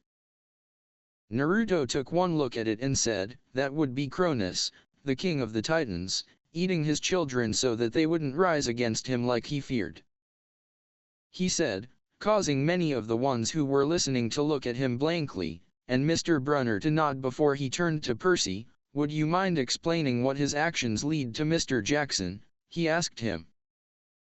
Percy, never having been good at anything school-related, raked his brain for anything that could be of use. "Well, his actions lead his wife to hiding their youngest son, who was Zeus, and instead gave Cronus a rock to eat instead. And while Zeus was in hiding, he was trained so that he could defeat Cronus, which he did after tricking him into barfing up his other kids." There were several girls muttering about how disgusting that bit of information was, and that ultimately led to a war between the gods and the Titans, and the gods won, right? Percy asked nervously at the end, not sure whether or not he had gotten it right. Mr. Brunner nodded in acceptance. "That's right, Mr. Jackson, though you get half credit because you left out a few important details. He checked his wristwatch. Now I do believe that it's time for launch. So Mrs. Dodds, could you lead us outside? As everyone filed out, he called Naruto back, signaling his friends to go on ahead. Naruto turned back to Chiron. I believe that Mrs. Dodds will reveal her intentions on this trip, he said, causing Naruto to nod. I know, I've felt her anger spike the last few days. He said, I don't think it has anything to with me though, since most of it's directed at Percy. He said, causing Chiron to nod. So any doubts about Percy being Poseidon's son? He asked, getting a shake of the head from the centaur. I believe that it is very possible that he could be. After all, he does look a lot like him. But to be sure, we'll have to wait for him to be claimed at camp. However, if he is, Zeus will not be happy. Chiron said, getting a snort from Naruto, as if he has room to talk. He sired Thalia, and neither of the other gods were happy with him either.